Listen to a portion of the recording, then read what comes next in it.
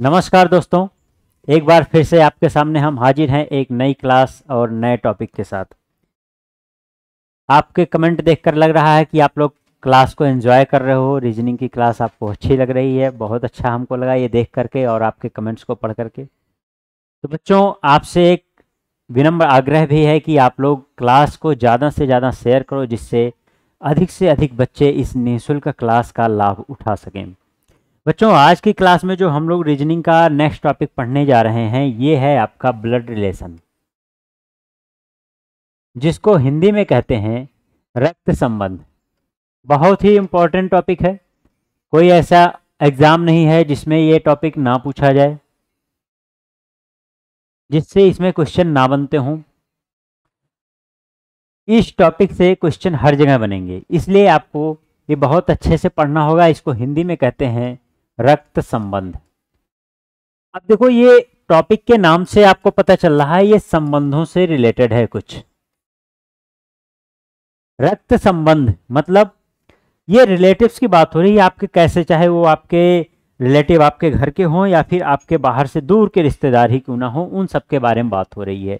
ये बस यहाँ पर ओवरऑल क्या करना है, बस हमको रिलेशन क्रिएट करना, संबंध यहाँ पर पता लगाना है कि किस रिलेशन को क्या नाम दिया जाएगा। बस ये चीज पूछा जाएगा यहाँ पर। अब क्वेश्चन पूछने का तरीका आपके सामने अलग अलग हो सकता है। पहला तरीका आपके सामने ये होगा जिसमें सीधा सीधा स्टेटमेंट होगा, कथन होगा। बस आपके सामने क्वेश्चन इतना सा होगा। एक क्वेश्चन आपको मैं पहले दिखा देता हूँ। ये क्वेश्चन देखिए, कहा गया के टी का भाई है, एम के की माँ है, डब्ल्यू एम का भाई है, डब्ल्यू टी से किस प्रकार संबंधित है। अब इस क्वेश्चन को, ये सिंपल स्टेटमेंट बेस्ड क्वेश्चन होते हैं, सामान्य से कथन होते हैं। ये क्वेश्चन बस आपको सीधा सीधा देख करके ड्रॉ करना होता है। दूसरा क्वेश्चन ऐसा होता है जिसमें बातचीत होती है, दो लोगों के बीच में बातचीत होगी। उसमें क्या होगा, किसी एक तीसरे व्यक्ति का परिचय कोई दूसरा व्यक्ति करा रहा होगा, या कभी ऐसा होता है किसी चित्र की तरफ इशारा करके और उस चित्र के बारे में इंट्रोड्यूस किया जाता है, उस चित्र के बारे में परिचय कराया जाता है।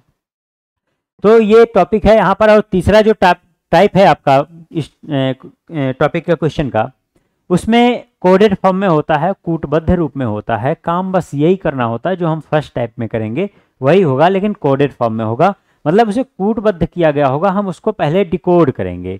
पहले उसके कूटबद्ध, जो कूट को अकूट करेंगे, मतलब जो कोड बनाया गया होगा उस कोड को फाइंड आउट करेंगे। उस कोड के बेसिस पे हम उसको फाइंड आउट करके फिर डायग्राम बनाएंगे और फिर फाइनल आंसर निकालेंगे। तो ये पूरी प्रक्रिया है। आगे हम उस क्वेश्चन को देखेंगे।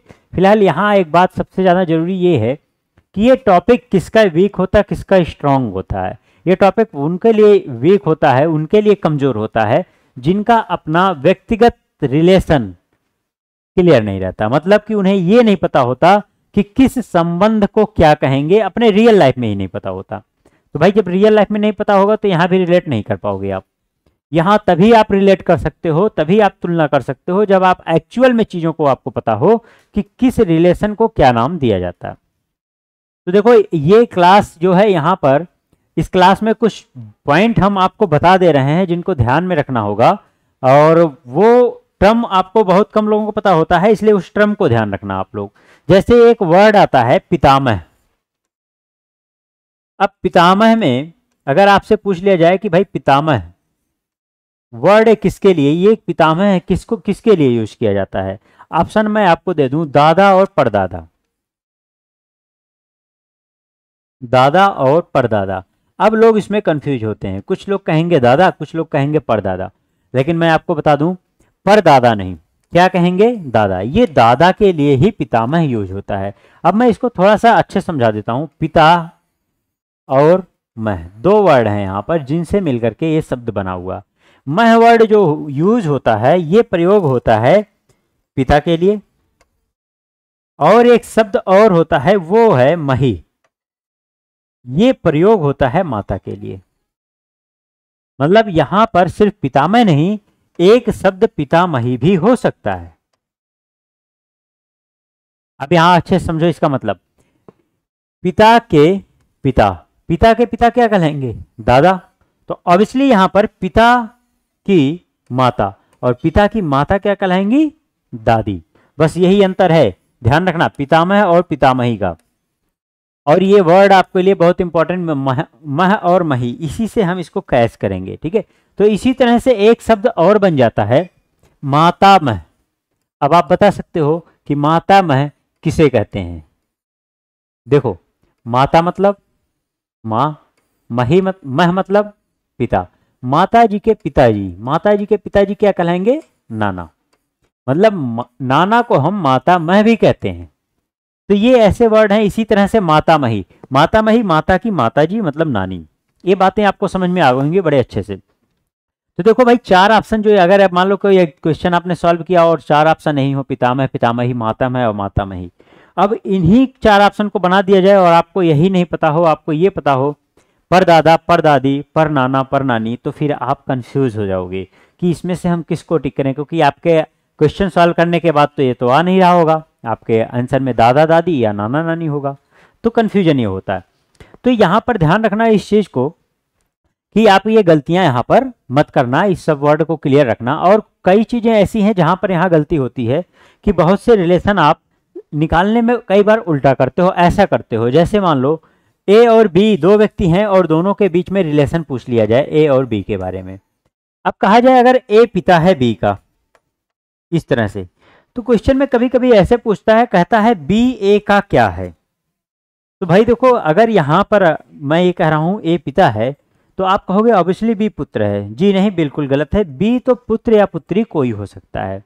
तो यहाँ पर कुछ चीजें ऐसी होती हैं, जैसे कहा गया अगर पिता तो आप तुरंत निकालते हो दूसरा वाला पुत्र, माता कहा गया तो दूसरा व्यक्ति क्या हो, आप तुरंत कहोगे पुत्री।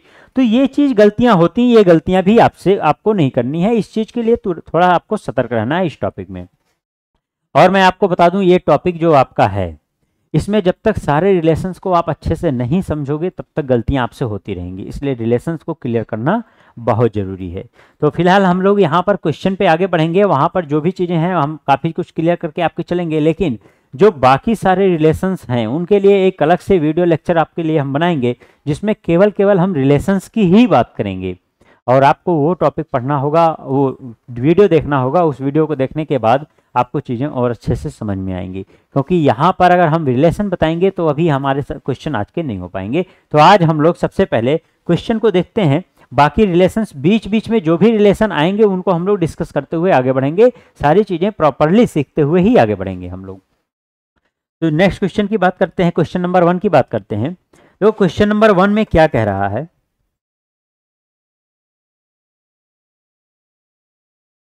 क्वेश्चन 1 में क्या कहा जा रहा है, देखो के टी का भाई है, एम के की माँ है। अच्छा, क्वेश्चन में डायग्राम तो बनाना ही हमको, क्वेश्चन देखने के बाद डायग्राम कैसे बनाएंगे उस चीज को समझना जरूरी है, क्योंकि इसका एक कन्वेंशन अगर हमारे पास नहीं होगा तो डायग्राम बनाने का कोई प्रॉपर अप्रोच नहीं हम फॉलो कर पाएंगे। इसलिए हमारे पास एक कन्वेंशन इसका होना चाहिए।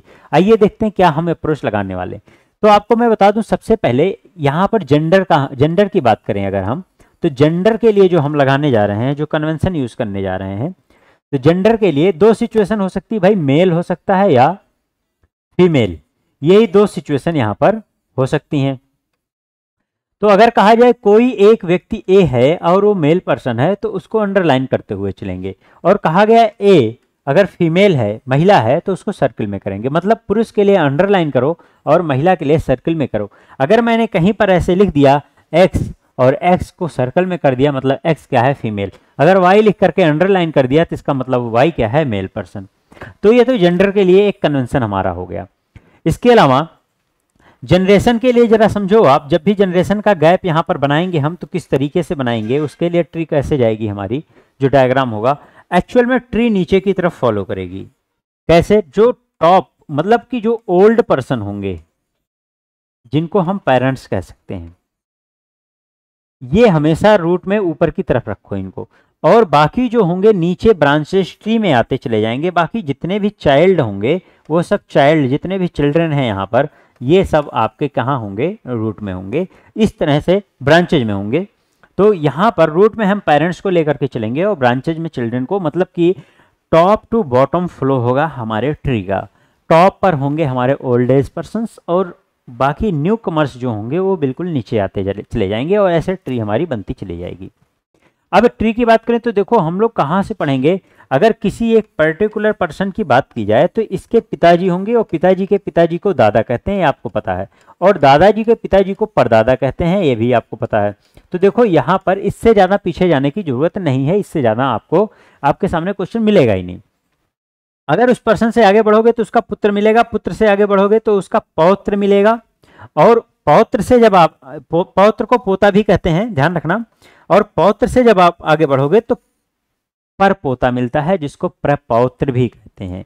तो ये इतनी चीजें हैं जहां पर अगर आप देखो तो टोटल 7 जनरेशन है जहां से क्वेश्चन बनते हैं, तो इन्हीं चीजों को हमें पढ़ना है। इसके अलावा इस पर्सन का ये मैटरनल, देखो पैटर्नल है, पिता का पक्ष है, यहाँ पर पिता पक्ष से सारे संबंध यहाँ पर दर्शाए गए हैं, और इसके अलावा एक माता पक्ष से भी होता है, तो जिसे मातृपक्ष कहते हैं या मैटरनल कहते हैं, और ये पैटर्नल होता है। 2 तरह का संबंध यहाँ पर होता है। मैं उनको भी पहले क्लियर ही कर देता हूँ, फिर मैं आगे बढ़ता हूँ। जरा आप इसको समझ लीजिए कि ये पैटर्नल मैटरनल का चक्कर क्या है। कई बार लोग यहाँ पर कंफ्यूज होते हैं, स्पेशली इंग्लिश वाले बच्चे, इंग्लिश मीडियम के बच्चों को मैं एक बार बताना चाहता हूँ कि भाई ये टॉपिक आपका ऐसा है, इसमें रिडंडेंसी बहुत ज़्यादा है। अगर आप इस टॉपिक को केवल इंग्लिश में पढ़ोगे तो कई बार क्वेश्चन देख के कंफ्यूज होगे, क्योंकि जैसे मान लो एक वर्ड यूज होता है कजन, अगर कजन वर्ड यूज कर लिया जाए तो आप ये नहीं बता पाओगे कि कौन से कजन की बात हो रही है, ये चचेरा की बात हो रही है, ममेरा की बात हो रही है, फुफेरा की बात हो रही है या मौसेरा की बात हो रही है, आप कुछ नहीं बता पाओगे। और उसमें भी आप ये नहीं बता पाओगे इसका जेंडर क्या है, मतलब ये मेल फीमेल, चचेरा बहन, चचेरी बहन है, चचेरा भाई, आप ये भी नहीं बता सकते। जबकि हिंदी में आप देखो सबके नाम अलग अलग हैं, चचेरा भाई, चचेरी बहन, ममेरा भाई, ममेरी बहन, मौसेरा भाई, मौसेरी बहन, फुफेरा भाई, फुफेरी बहन, सारे हैं। लेकिन इंग्लिश में बस सबके लिए एक कजन यूज हो जाता है। तो इंग्लिश वाले बच्चों के लिए थोड़ा सा यहाँ पर इस चीज़ के लिए सतर्क होना पड़ेगा। और हिंदी मीडियम बच्चों को भी मैं एक बात बता दूं कि कई बार ऐसा भी होता है, इंग्लिश का ही क्वेश्चन ट्रांसलेट करके हिंदी में बनाया जाता है, बहुत से एग्जाम में ऐसा देखने को मिला हुआ है। तो आपको थोड़ा सा ये ध्यान भी रखना है कि इंग्लिश के टर्म में कि कौन से रिलेशन को इंग्लिश में क्या कहते हैं। बस इतना, क्वेश्चन मैं नहीं कहता आप इंग्लिश में पढ़ो, क्वेश्चन हिंदी में ही पढ़ो आप, लेकिन आप इस टर्म को जरूर जानो कि किस रिलेशन को इंग्लिश में क्या कहते हैं और किस रिलेशन को हिंदी में क्या कहते हैं। ये बात आपको पता होनी चाहिए, हिंदी इंग्लिश दोनों पता होनी चाहिए। क्योंकि अगर कोई मान लो अभी ट्रांसलेट कर दिया जाए, यहाँ पर कजन लिखा हुआ है और कजन को ट्रांसलेट कर करके अभी किसी ने चचेरा लिख दिया, यहाँ पर चचेरा, अब चचेरा लिख दिया, क्योंकि ट्रांसलेटर है भाई, वो ट्रांसलेटर को क्या पता, वो क्वेश्चन तो सॉल्व नहीं कर रहा, डायग्राम तो बना नहीं रहा, वो तो बस ट्रांसलेट कर रहा, उसने ट्रांसलेट कर दिया अगर चचेरा। ऐसा बहुत से एग्जाम में हुआ है, काफी एग्जाम में देखने को मिलेगा, ये हमेशा मिलेगा आपको देखने को। तो यहाँ देखो क्या है, कजन का अगर चचेरा हो रहा, उसने चचेरा लिख दिया, लेकिन पता चला हिंदी में जब आपने क्वेश्चन को सॉल्व किया तो चचेरा नहीं कुछ ममेरा आ रहा था। अब आप कंफ्यूज हो जाओगे कि भाई ऑप्शन में तो चचेरा दिया है, आंसर आपका ममेरा आ रहा है, तो कैसे टिक करें।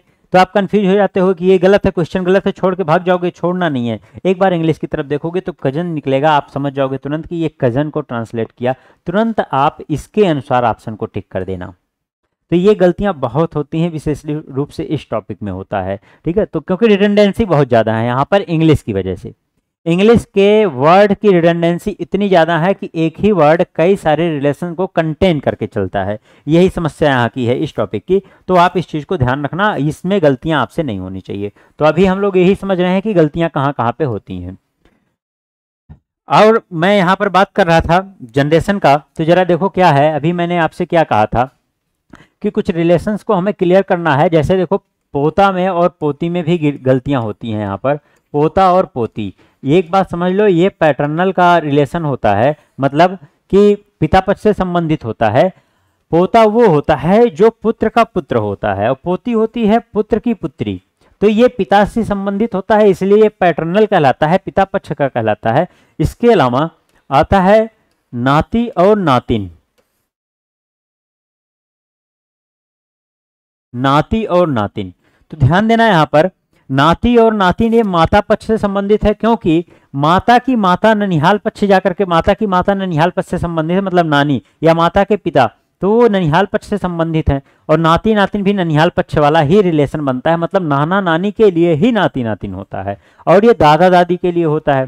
तो इसलिए ये पिता पक्ष का हुआ, ये माता पक्ष का हुआ, इस बात का आप ध्यान रखना। इसके अलावा यहाँ पर जब हम लोग पढ़ेंगे तो एक ससुराल पक्ष भी यहाँ पर बनेगा इन लॉज का, जहाँ पर सास ससुर, साला साली, और बाकी सब यहाँ पर मिलेंगे। देखो उससे ज़्यादा जाने की जरूरत नहीं है, आप पता चले कि सलाह वगैरह वहाँ चले जाओ, नाम तो बहुत से हैं, ऐसे रिलेशन बहुत से हैं, उन सबको हमें पढ़ने की जरूरत नहीं है। हमें उतना पढ़ना है जितना हमारे लिए रिक्वायर्ड है, ठीक है ना। बताने को तो मैं ढेर सारे रिलेशन आपको बता दूं, लेकिन उसकी आवश्यकता भी नहीं पड़ेगी आपको, ठीक है। तो इसलिए आप उतना ही पढ़ो जितनी आपके लिए रिक्वायरमेंट है, अदरवाइज ज़्यादा पढ़ोगे तो पता चला कि जो आना है वो भी आप कंफ्यूज करके वो भी गलत कर बैठो। तो यहाँ पर मैंने आपको ट्री बनाने का तरीका बताया है। तो आओ अगला क्वेश्चन हम जो शुरू कर रहे थे, पहला क्वेश्चन, इसको हम लोग देख लेते हैं। तो ये चीज़ हमने आपको ये समझाया है कि किस तरीके से हम यहाँ पर कितना पढ़ने वाले हैं, इतना ही हमें बस 7 जनरेशन तक का पढ़ना है, उससे ना आगे ना उससे पीछे हमें जाने की जरूरत नहीं है। और यहाँ पर आपने 2 कन्वेंशन देख लिया है, एक जेंडर का और एक आपका जनरेशन का। तीसरा कन्वेंशन, बस 3 कन्वेंशन हम लोग देखेंगे, पहला हो गया, दूसरा हो गया, और तीसरा कन्वेंशन देखो आपका क्या है। तीसरे कन्वेंशन में अगर आप देखो तो यहाँ पर बस एक रिलेशन ये है, हस्बैंड और वाइफ का रिलेशन। हस्बैंड और वाइफ के रिलेशन को डायरेक्ट कनेक्ट करना। देखो ये रिलेशन बड़ा विशेष रिलेशन है, ब्लड रिलेशन में पूरे बड़े काम का चीज़ ये होता है, ठीक है ना भाई। रियल लाइफ में भी विशेष है, यहाँ पर भी विशेष है, इसलिए आपको बहुत अच्छे से समझना होगा, क्योंकि ये बहुत से क्वेश्चन को हमारे आसान बनाता है, ठीक है। तो यहाँ भी समझो आप इसको। हस्बैंड वाइफ का जो भी रिलेशन होगा सीधा एक लाइन से इसे कनेक्ट कर देंगे। मतलब अगर कहा गया ए पति है बी का, तो मतलब हस्बैंड वाइफ दोनों हो गए, पति पत्नी, तो ऐसे हम कनेक्ट करेंगे। अगर कहा गया ए पति है तो ऑब्वियसली ये क्या है, मेल पर्सन है। और अगर ये मेल पर्सन है तो बी क्या है, फीमेल। ये तुरंत आइडेंटिफाई होता है। और मैं आपको एक चीज़ बताता हूँ, बड़ा इंटरेस्टिंग, ध्यान देना। यहाँ पर मैंने आपको इसलिए कहा कि ये रिलेशन बड़ा विशेष है, इसलिए विशेष है, बस यही कारण है क्या है कि जैसे आप एक के बारे में बताते हो दूसरे का जेंडर कंफर्म होता है, बाकी कहीं ऐसा नहीं होगा। आपको मैं दिखाता हूँ, जैसे कहा जाए ए चाचा है बी का, तो इसका मतलब जरा आप समझना, A is the uncle of B, English में ऐसे लिखा होगा। अब यहाँ पर अंकल का मतलब तो इंग्लिश में और भी चीज़ें हो जाती हैं भाई, अंकल का फूफा के लिए भी यूज़ कर लेते हैं, और कई बार मैटरनल जो होते हैं उनको, मैटरनल अंकल, मामा जिसको बोलते हो आप, उनके लिए भी अंकल वर्ड यूज़ हो जाता है यहाँ पर क्वेश्चन में। तो आप इन सब चीज़ों के लिए सतर्क रहो। यहाँ देखो ए चाचा है बी का, इसका मतलब क्या हुआ कि ए मेल पर्सन है क्योंकि यही चाचा है, और किसका, बी का। तो आप ऐसे मत कह देना अगर ये चाचा है तो बी भतीजा है, जी बिल्कुल नहीं। बी भतीजा भतीजी में से कोई भी हो सकता है, भतीजी भी हो सकती है या भतीजा हो सकता है, कोई नहीं। मतलब ए का जेंडर कंफर्म नहीं है, और सॉरी बी का, ए का जेंडर तो हमारा कंफर्म था, बी का जेंडर हमारा कंफर्म नहीं था। तो बी भतीजी या भतीजा कोई हो सकता है, बी का जेंडर कंफर्म नहीं है। और जिसका जेंडर नहीं कंफर्म होगा बस उसका नाम लिखना होगा, ना उसको अंडरलाइन करना, ना सर्किल में रखना, ठीक है। ये चीज आपको ध्यान रखना है कि ये गलती आपसे नहीं करनी है कि अपने आप से कोई रिलेशन बना लो। बस यहाँ पर आपको खुद बखुद आप इस चीज को क्लियर कर सकते हो, बस एक जगह यहाँ पर होगा। बाकी किसी में आप देखो, अगर कहा जाए ए मामा है बी का, तो पता नहीं चलेगा बी भांजी है या भांजा, ठीक है। कोई भी रिलेशन आप उठा लो, कहीं पर ये चीज नहीं पता चलेगा, केवल यहीं पर पता चलेगा हस्बैंड और वाइफ के रिलेशन में। तो ये सारी बातें थी जहां गलतियां आपसे होती हैं, और क्वेश्चन पूछने का तरीका कई बार बदलता रहता है। आगे हम लोग क्वेश्चन देखेंगे तो किस तरह से हमें रिलेशन को फाइंड आउट करना है वो चीज़ हमें समझना होगा, क्योंकि कई बार रिलेशन निकालने में गलतियां हो जाती हैं और हमारा आंसर गलत हो जाता है। कारण ये होता है कि आप जहां गलती कर रहे हो वो ऑप्शन में मिलता है, क्योंकि एग्जामिनर को भी ये पता होता है कि आप कहाँ गलती करोगे, और वो वही चीज रखे रहता है वहां पर ऑप्शन में उठा करके कि आप वहां टिक करो, और उठा करके सबसे पहले रख देगा। यही चीज हो चुका है, कई बार हो चुका। तो ये गलतियां आपसे नहीं करनी। एक गलती और मैं आपको बताता हूं जो मोस्टली लोग कर बैठते हैं, वो ये होता है कि नाम के बेसिस पे जेंडर को डिफाइन कर लेते हैं। नाम के बेसिस पे अगर आप जेंडर को डिफाइन करोगे तो यहाँ गलती होगी, स्पेशली फर्स्ट टाइप के क्वेश्चन में। सेकंड टाइप में जब आप जाते हो तो सेकंड टाइप के क्वेश्चन में अगर आप नाम से जेंडर को डिफाइन करते हो तो कहीं पे होगा, कहीं पे नहीं होगा। कहाँ होगा उसकी बात हम यहाँ पर करेंगे, आगे हम उसकी जिक्र करेंगे। लेकिन फिलहाल फर्स्ट टाइप में आप कभी नाम से जेंडर मत डिफाइन करना। नाम से अगर इसमें डिफाइन होगा तो कहाँ पर डिफाइन होगा वो मेरा ऑप्शन बताएगा, आगे हम उसकी जिक्र करेंगे, ऑप्शन आएगा, आपको खुद ब खुद समझ में आ जाएगा। तो चलो हम डायग्राम को ड्रॉ करते हैं। कैसे ड्रॉ करना है, जो मैंने आपको कन्वेंशन बताया है उसी कन्वेंशन का यूज करते हुए हम आगे बढ़ेंगे। तो देखो पहले क्वेश्चन में इन्होंने क्या बोला, के टी का भाई है। अब आपको ये समझ में आ रहा हो कि भाई अभी तक हम लोगों ने तो बस ये कन्वेंशन में इतना देखा, पेरेंट्स ऊपर चिल्ड्रन नीचे रहेंगे, और हस्बैंड वाइफ का रिलेशन कैसे होगा, जेंडर कैसे होगा, फिर इसको कैसे ड्रॉ किया जाए। देखो क्या कहा, के टी का भाई है। अगर के टी का भाई है इसका मतलब के और टी दोनों एक ही माता पिता की संतान हैं। अब पेरेंट्स तो ऊपर आएंगे नहीं अभी तक, जब तक उनका नाम नहीं पता तब तक कहां से लिखोगे? नाम आएगा तो लिखेंगे, नहीं आएगा तो देखो ऐसे हमको पता चल रहा कि भाई ये दोनों एक ही पेरेंट्स के संतान है, एक ही पेरेंट्स के चिल्ड्रन है। अब इनके माता पिता अगर सेम है तो ऑब्वियसली ये दोनों आपस में सिबलिंग हो जाएंगे, या तो भाई होगा या तो बहन होगा। तो देखो यहाँ पर के टी का भाई पहले बताया गया, भाई कौन है? के। अगर के टी का भाई है तो टी उसकी बहन है, ऐसा तुरंत लोग बोलते हैं, जो कि गलत हो जाता है, नहीं करना वही काम, आपको तुरंत सतर्क रहो। यहाँ पर के टी का भाई है, एम के की माँ है। देखो नाम आ गया, जैसे माता पिता में से किसी का नाम आया तुरंत हम बनाएंगे एम के की माँ है तो ये फीमेल हो गई। फिर यहाँ पर देखो डब्ल्यू एम का भाई है, अगर एम का भाई है तो मतलब एम जिसकी संतान है डब्ल्यू भी उसी की संतान, मतलब एम जिसकी पुत्री है उसी की ही संतान कौन है? डब्ल्यू भी। तो यहाँ पर कहा डब्ल्यू एम का भाई है, अगर डब्ल्यू भाई है तो ये मेल पर्सन हो जाएगा। फिर आगे इन्होंने क्या कहा? डब्ल्यू टी से किस प्रकार संबंधित है। बस यहां पर आप गौर करना, सारा काम करने के बाद कई बार ऐसा होता है कि आप लोगों ने सब कुछ किया, ड्रा भी कर लिया, ट्री भी आपकी बन गई, सब कुछ अच्छा है, लेकिन जब यहां पहुंचते हो यहीं गलती करते हो और ऑप्शन मिल गया तो पता चला टिक कर दिया, वो गलत हो गया। तो देखो है क्या यहाँ पर, इसको जरा समझो। अब आपको ये बताना है कि भाई ये डब्ल्यू के बारे में पूछा गया या टी के बारे में पूछा गया, किसके बारे में पूछा गया, क्योंकि ये जानना बहुत जरूरी है किसके बारे में पूछा जा रहा। और उससे ज्यादा जरूरी ये है कि किसके रिस्पेक्ट में पूछा गया है, किसके संदर्भ में पूछा गया है, किसके दृष्टिकोण से पूछा गया है। क्योंकि एक व्यक्ति अगर किसी एक लड़के की बात करो तो किसी का भाई है, किसी का पिता, किसी का दादा है, किसी का मामा है, किसी का फूफा, मतलब वो व्यक्ति अपने आप में सारे रिलेशंस को, मेल के सारे रिलेशंस को कंटेन करके चलता। ठीक उसी तरह किसके रिस्पेक्ट में ये जानना जरूरी है कि ये किसके रिस्पेक्ट में पूछा गया है। जिसके रिस्पेक्ट में, भाई किसी के रिस्पेक्ट में वो भाई है तो किसी के रिस्पेक्ट में पिता है, तो ये भी बहुत जरूरी है कि किसके रिस्पेक्ट में पूछा गया है, किसके संदर्भ में पूछा गया है। तो ये दोनों चीजें आपको अगर क्लियर रहेगी तो ये गलती नहीं होगी लास्ट लाइन में जो जाके गलतियां होती हैं लोगों से। तो कैसे करना है? सबसे पहली चीज ये है, अगर आप इसको देखो, कहा गया डब्ल्यू टी से किस प्रकार संबंधित है। क्वेश्चन करो कौन, तो आंसर होगा डब्ल्यू। मतलब पूछा किसके बारे में गया? डब्ल्यू के बारे में। कौन? डब्ल्यू। इसके बारे में क्वेश्चन है कि मतलब ये क्या है।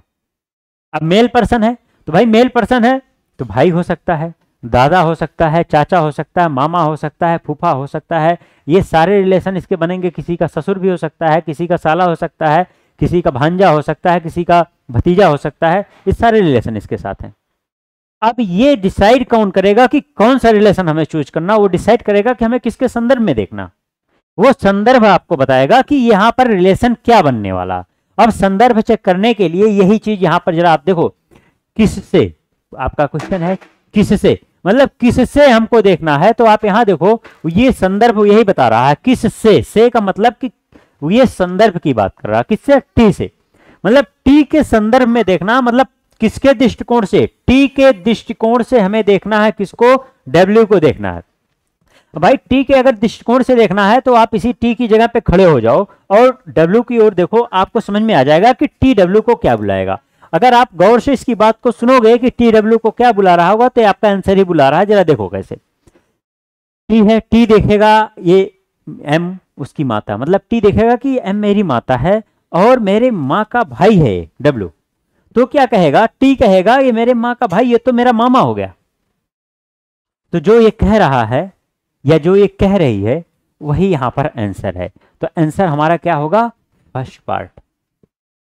अगर कोई इसी को गलत करता है, उल्टा करता, सपोज करो यहाँ टी का जेंडर भी क्लियर होता, अगर ये मेल पर्सन होता तो कई बार लोग इसको भांजा, ऑप्शन में कई बार भांजा दे देता है, और भांजी, अगर ये फीमेल होता है तो भांजी कह देते हैं आप, तो ऑप्शन में भांजी भी दे देता है। तो इस तरह से कई बार ऐसा होता है कि वो गलतियां आपसे होती हैं और ऑप्शन में भी रहता है। तो आपको गलतियां करनी ही नहीं है, ऑप्शन में तो देते रहेंगे, हमेशा देंगे, आपको गलतियां नहीं करनी है। विशेष रूप से ये टॉपिक आपको ऐसे ही क्लियर करके चलना है।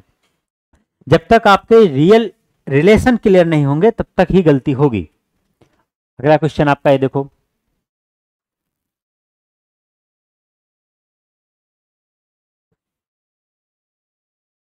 ए और बी भाई हैं, ई पुत्री है एफ की, एफ पत्नी है बी की, ई का ए से क्या संबंध है? ए और बी भाई हैं, ए और बी भाई, इसको ऐसे भी लिखा जाता है कई बार, ए बी आपस में भाई भाई हैं या आपस में भाई हैं। तो देखो ए और बी क्या है, भाई हैं। अगर ए और बी भाई हैं, दोनों एक ही माता पिता की संतान है, और इन्होंने कहा दोनों भाई हैं आपस में, तो दोनों क्या हो गए, मेल पर्सन। देखो ये इसका मतलब आप समझना, ए और बी भाई हैं मतलब आपस में दोनों भाई, मतलब दोनों मेल पर्सन। ई पुत्री है एफ की। अब यहां पर आप एक चीज समझना कि भाई अभी तक इससे पहले क्वेश्चन था तो एक बार में हमने ट्री बनाया और बनता चला गया, सब कुछ सेट होता चला गया। अब यहां पर अगर आप देखो तो ए बी का रिलेशन दिया गया, फिर ई और एफ का दिया गया, जबकि यहाँ ई एफ से कोई रिलेशन यहां पर दिख नहीं रहा हमको। तो ई एफ को कैसे यहाँ पर हम जोड़ें, उसको जोड़ने की बजाय लोग क्या कर देते हैं, छोड़ देते हैं, फिर क्या करते हैं, आगे बढ़ जाते हैं। तो देखो भाई ये छोटा क्वेश्चन है, ठीक है छोड़ दोगे, फिर वापस आ जाओगे लाइन पे। जब क्वेश्चन थोड़े से बड़े होने लगते हैं, विशेष रूप से पजल वाले क्वेश्चन जब थोड़े बड़े होते हैं, अगर आप लाइन छोड़ के जाओगे ना तो फिर लाइन ढूंढ नहीं पाओगे फिर कहाँ पे है वो, और पता चला गलती से दूसरी लाइन पे भिड़ गए तो पता चला कि टाइम भी अपनी गंवा दिए। तो ये काम नहीं करना आपको। देखो रिलेशन जो भी आपके इन्फॉर्मेशन हो, उन इन्फॉर्मेशन को लेते हुए चलो एक ही बार में, जिससे लास्ट में बस आंसर ही निकालेंगे हम। ई पुत्री है एफ की, तो इसको कहीं बना लो किनारे, ई पुत्री है एफ की।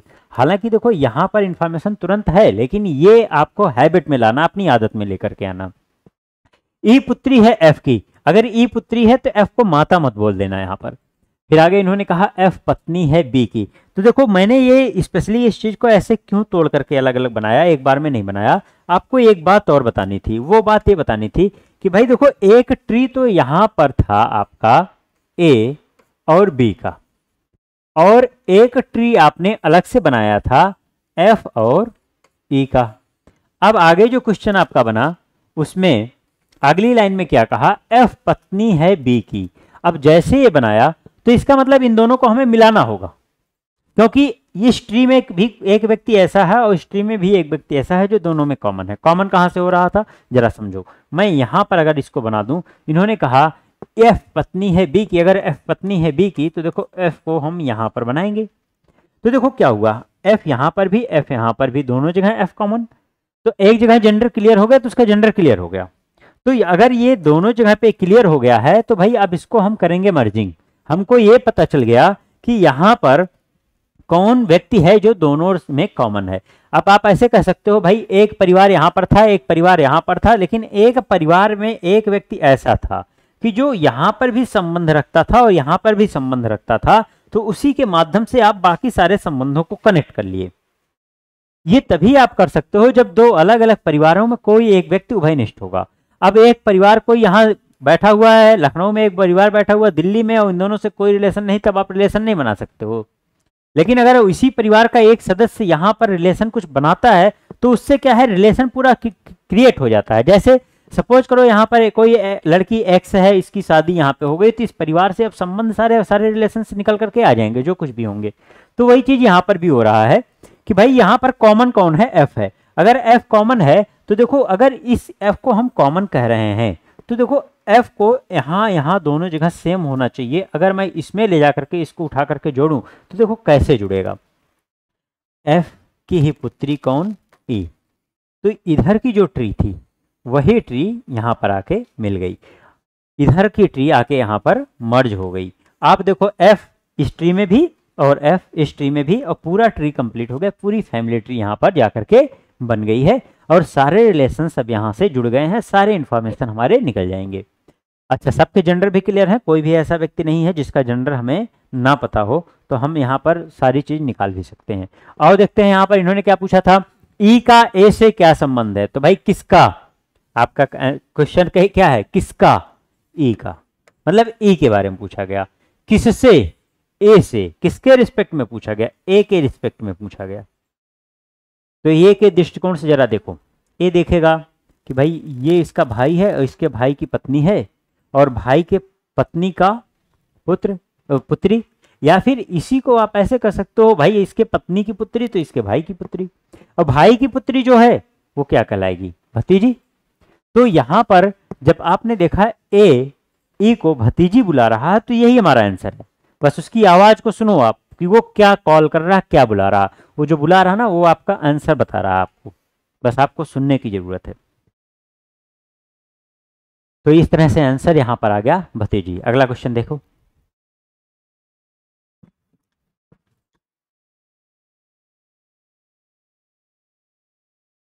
टॉपिक है बहुत ही मजेदार है, अगर आप इसको बढ़िया से पढ़ो तो पढ़ने में बहुत मजा आएगा, क्योंकि अगर एक बार आप सारे लेसन क्लियर कर लिए हो तो कोई टॉपिक, कोई क्वेश्चन इसका गलत नहीं होता, पूरे के पूरे सही होंगे, अच्छे से अच्छा क्वेश्चन आपका सही होना शुरू हो जाएगा। देखो यहाँ पर एम और एफ एक विवाहित दंपत्ति हैं। दंपत्ति का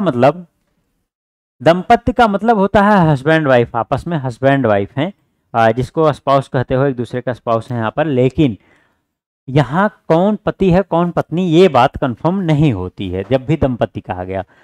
तो यहाँ पर हम ड्रॉ करेंगे, अगर एम एफ को अगर पता है ये पति पत्नी है तो ऐसे ही एक लाइन से कनेक्ट करेंगे जो हमने कन्वेंशन सीखा था। फिर इन्होंने कहा ए और बी बहनें हैं। अगर ए और बी बहनें हैं तो ए और बी दोनों फीमेल भी होंगी और एक ही माता पिता की दोनों संतान होंगी। ये डायग्राम यहाँ बन गया। फिर इन्होंने कहा ए एफ की बहन है। अगर ए बहन है एफ की तो मतलब उसी माता पिता की संतान एफ भी होगी। और फिर इन्होंने ए एफ की बहन है, बी एम की क्या लगती, आगे क्वेश्चन है। अब इस दोनों ट्री को मिलाना है। देखो ये ट्री मिलाने वाला जो चक्कर है ना, मैं चाहूँ तो एक लाइन में आपको ये पूरा बना करके दिखा सकता हूँ, लेकिन इस चीज़ को समझना ये आपके भविष्य के लिए बहुत ही जरूरी है, क्योंकि आगे आने वाले जो डिफिकल्ट क्वेश्चन है उनको हम आसान करेंगे। ये चीज़ आपको इसलिए सिखा रहा हूँ, देखते जाओ यहाँ। अब इन दोनों को मिलाने के लिए भाई एफ ही तो कॉमन है। अगर एफ कॉमन है तो एफ का सिबलिंग में कौन, सॉरी स्पाउस में कौन आएगा, एम आएगा। क्योंकि अब ये दोनों दंपत्ति हो गए, इसमें पति पत्नी कौन है कुछ नहीं पता है, क्योंकि इनका जेंडर क्लियर कहीं किया ही नहीं गया। बस केवल ये बताया गया ए बी बहनें हैं, ए एफ की बहन है, ये कहा गया है। बी एम की क्या लगती है, क्वेश्चन में थोड़ा सा मिस्टेक है, एक बार क्वेश्चन चेक करता हूं।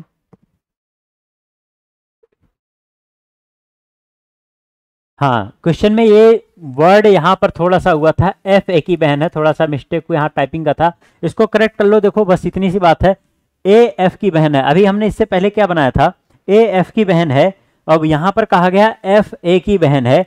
तो देखो एफ ए की बहन है, तो देखो अगर एफ ए की बहन है तो एफ को हम क्या बनाएंगे, फीमेल। बस यहीं से जेंडर नहीं इसलिए नहीं क्लियर हो रहा था, क्योंकि ये बस उल्टा हो गया था टाइपिंग में। तो ध्यान देना यहाँ पर एफ ए की बहन है। तो अब यहां से क्या हुआ कि अगर एफ का जेंडर क्लियर हुआ तो एम का भी जेंडर क्लियर हो जाएगा, क्योंकि हमने आपको बता रखा भाई जब भी पति पत्नी का रिलेशन होता है एक का जेंडर क्लियर होगा तो दूसरे का जेंडर क्लियर हो जाएगा। अब इन्होंने क्या पूछा था, बी एम की क्या लगती है, कौन, बी, किसकी, एम की। एम क्या बुलाएगा, आओ देखो सुनो ध्यान से, इसको क्या करा, ये देख रहा है कि इसकी पत्नी है और इसके पत्नी की बहन है, और इसके पत्नी की बहन इसके लिए क्या हो गई, साली। ये हमारा आंसर आ गया है। नेक्स्ट क्वेश्चन देखो,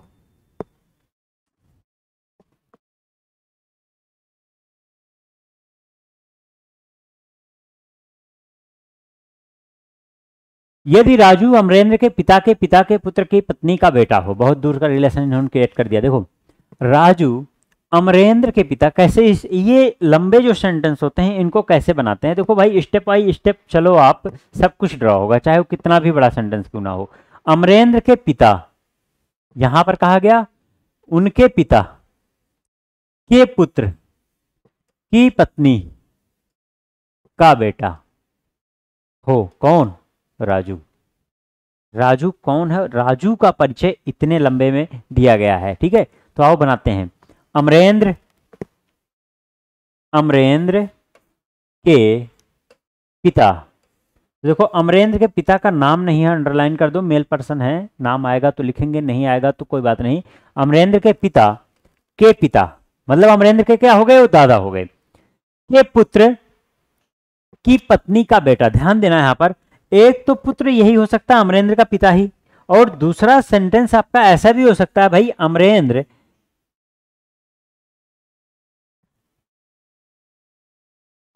के पिता जो कहा गया है, और अमरेंद्र के पिता के पुत्र की बात जब की जाए दोबारा, तो देखो एक सिचुएशन ऐसा हो सकता है कि यहां पर मैं इसको थोड़ा डिफरेंट कलर से ड्रॉ करता हूं जिससे आपको चीजें समझ में आए अच्छे से। एक सिचुएशन ऐसा हो सकता है कि वो बेटा यही हो, वहां पुत्र लिखा, पुत्र लिख देता हूं अच्छे समझ में आएगा, पिता के पुत्र, एक पुत्र यहां पर है, इसकी बात की गई है, और दूसरा जो कहा गया था वो यहां पर हम कह सकते हैं। अब दोनों में से कोई एक है, क्योंकि ये नहीं पता है अमरेंद्र का पिता इकलौता है या फिर उसका भाई है, तो ये भी हो सकता है, ये भी हो सकता है, दोनों हो सकता है। इन्होंने फिर से क्या कहा, एक बार देख लो फिर से, इन्होंने क्या कहा, अमरेंद्र के पिता के पिता, अमरेंद्र के पिता के पिता के पुत्र की पत्नी, पुत्र की पत्नी, और यहां पर क्या बनेगा आपका डायग्राम, कुछ इस तरह से बनेगा, पुत्र की पत्नी का बेटा, पुत्र की पत्नी का बेटा। तो एक तो देखो यहां पर फिर से वही सिचुएशन बन रही है, यहां पर देखो किस तरह से डायग्राम ड्रॉ हुआ है, या तो उसका बेटा कोई अलग से होगा या फिर ए ही वहां पर बेटा होगा।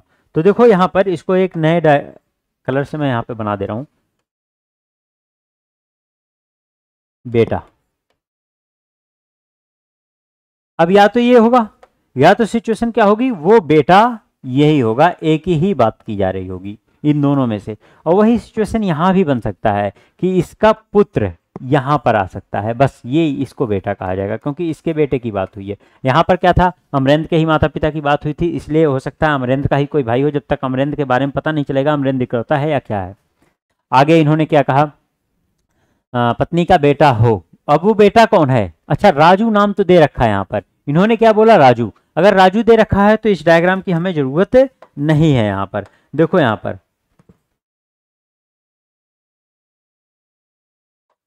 ये, क्योंकि अब जब कहा गया उसका बेटा है, वो बेटा है कौन, राजू है, तो इसकी जरूरत नहीं है, तो हम इसी को नाम दे देंगे राजू, क्योंकि भाई उसका नाम जब अमरेंद्र है तो ये राजू क्या है, उसका दूसरा लड़का है, और यहाँ पर भी राजू है। तो ये जो एक को अंडरलाइन कर रखे थे उसकी जरूरत हमको नहीं पड़ेगी। यहाँ पर इन्होंने कहा तो राजू अमरेंद्र से किस प्रकार संबंधित है। अब अगर यहाँ पर आप देख लो तो राजू अमरेंद्र, क्योंकि ये बेटा बता दिया गया था, इसका जेंडर क्लियर हो गया था, ठीक है ना। अब अगर जेंडर क्लियर है तो देखो ए का जेंडर तो नहीं क्लियर है अमरेंद्र का, क्योंकि अमरेंद्र के बारे में कहीं नहीं बताया गया कि अमरेंद्र मेल है या फीमेल है, नाम से हम डिसाइड तो करेंगे नहीं कभी। तो यहाँ पर देखो अमरेंद्र का अगर देखो तो भाई है ये, क्योंकि राजू का जेंडर क्लियर हो गया है, तो आंसर हमारा यहाँ पर क्या आएगा, भाई। लेकिन अब यहां पर अगर आप जाओगे तो देखो यहां क्या निकलेगा, अब यहां पर अगर आप जाओगे तो यहां पर दिखेगा अमरेंद्र के पिता, और पिता का जो पिता के पिता का पुत्र है मतलब अमरेंद्र का चाचा हो गया, और चाचा का लड़का क्या हो गया, चचेरा भाई। तो यहां पर ऑप्शन ये भी है, चचेरा भाई। अब दो अगर ऑप्शन है तो भाई किसको टिक किया जाए, अगर आप गौर करो तो एक ऑप्शन और है, क्या ए या बी, तो हमारा ऑप्शन ये नहीं, हमारा ऑप्शन ये होगा। तो अब आपको इस चीज को समझना होगा, यहाँ पर मैंने इसको भी टिक किया पहले फिर इसको टिक किया, क्यों ऐसा मैं आपको समझाना चाहता हूँ कि अगर ये ऑप्शन में नहीं होता, सपोज करो यहाँ पर ऑप्शन में ये भी नहीं होता और ये भी नहीं होता, इसकी जगह कुछ और लिखा होता, मान लो यहाँ पर चाचा लिखा होता और यहाँ पर पिता लिखा होता, तब आपको यहाँ पर सॉल्व करने के बाद दो डेटा मिलते, पहला ये कि उसका भाई मिलता, दूसरा उसका चचेरा भाई मिलता। अब ऑप्शन में आपको क्या मिलता, फिर भाई मिलता। तो जब ऐसी सिचुएशन हो कि दो डायग्राम बन रहे हैं और दोनों में रिलेशन अलग अलग आ रहे हो, ऑप्शन में कोई एक मिल रहा हो, तो आपको वही टिक करना पड़ेगा। कारण उसका ये है कि भाई कोई एक चीज तो है जो सबसे ज्यादा उचित है, सबसे ज्यादा अप्रोप्रिएट है, वो एक रिलेशन तो निकल करके आ रहा है, तब हम उसको टिक करेंगे। अब कभी कभी ऐसा भी हो सकता है, मैं ऑप्शन थोड़ा सा यहाँ बदल रहा हूँ, ऑप्शन बहुत जरूरी है समझना आपको, क्योंकि क्या होता है ऑप्शन में गलती होने से, ऑप्शन अगर आप सही से नहीं कर पाओगे गलती हो जाती है ऑप्शन में। तो देखो ऑप्शन में कुछ यहाँ पर नया दे रहा हूं, जरा आप इसको समझना, भाई दिया हो, पिता दिया हो, चाचा, और ये भी दे रखा हो इनमें से कोई नहीं,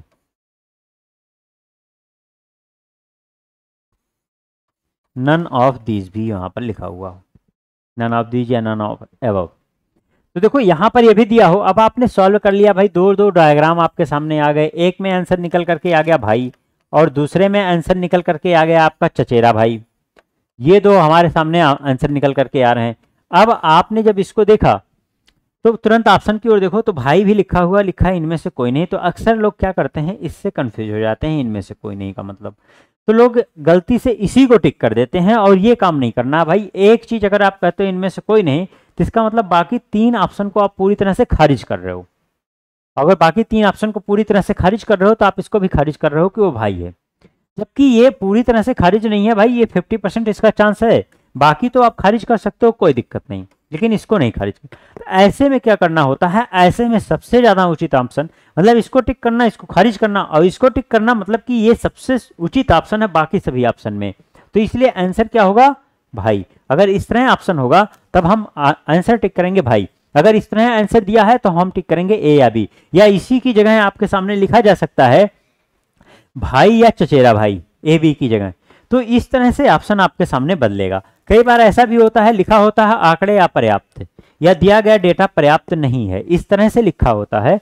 तो उस चीज को भी आगे हम लोग समझेंगे, आएंगे ऐसे क्वेश्चन जिसपे हम लोग इस चीज को समझेंगे। कई बार ऐसा होगा कि डेटा सफिशिएंट नहीं होगा, तो यहाँ भी ऐसा हो सकता था कि डेटा सफिशिएंट नहीं है, क्योंकि दो डायग्राम बन रहे हैं। ऐसा इसलिए हो रहा दो डायग्राम क्योंकि भाई डेटा तो क्लियर है नहीं। डेटा क्लियर होता तो एक डायग्राम हमारे पास प्रॉपर होता, ऐसा तो है नहीं।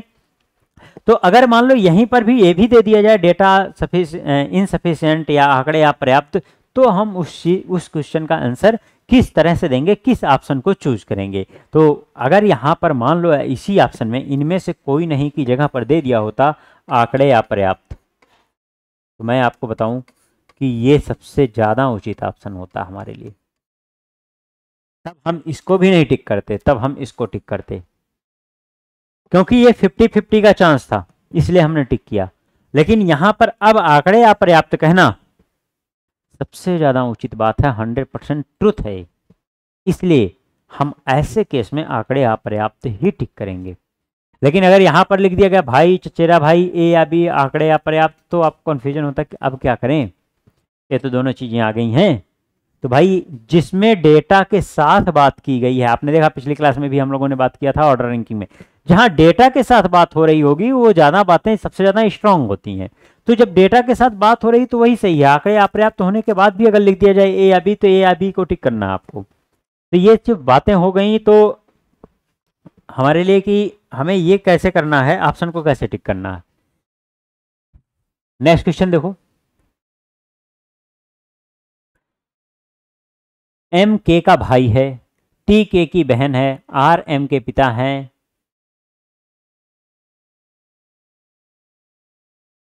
क्वेश्चन में कुछ मिसिंग है, इस क्वेश्चन को स्किप करते हैं हम लोग। क्वेश्चन में कुछ मिसिंग है, इन्होंने ये नहीं बताया है कि इन्होंने पूछा नहीं है क्वेश्चन क्या है। नेक्स्ट क्वेश्चन देखते हैं। था बहुत ही आसान सा क्वेश्चन, आप फिर भी कर लेते क्योंकि बड़ा आसान सा सिस्टम दे रखा था। आगे देखते हैं, और ठीक है ये क्वेश्चन आगे फिर हम लोग देख लेंगे अगली क्लास में।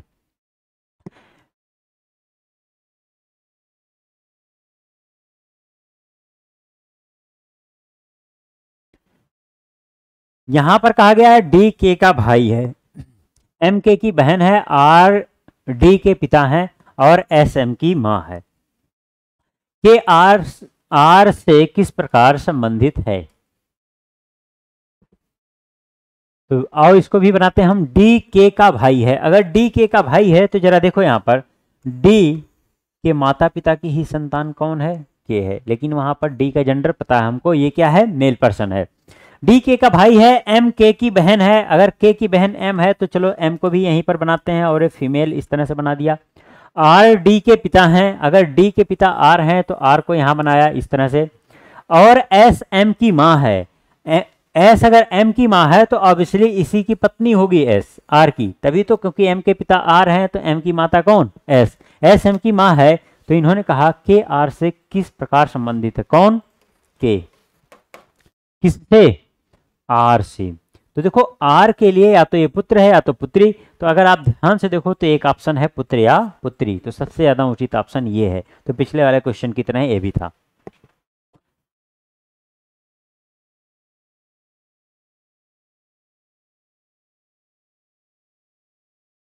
राहुल और रोबिन भाई हैं, प्रमोद रोबिन के पिता हैं, शीला प्रमोद की बहन है, प्रेमा प्रमोद की भांजी है, सुभा शीला के नातिन दोहती है, राहुल सुभा के क्या लगते हैं। एक वर्ड यहां पर आया दोहती, जरा ध्यान देना यहां पर। देखो यहां पर मैं आपको एक चीज बता दूं,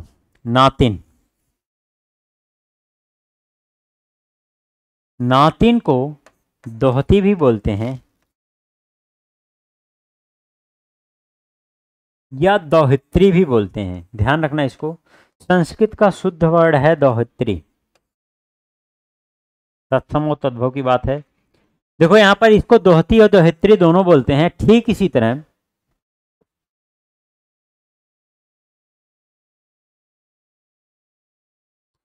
नाती को दोहित्र बोलते हैं।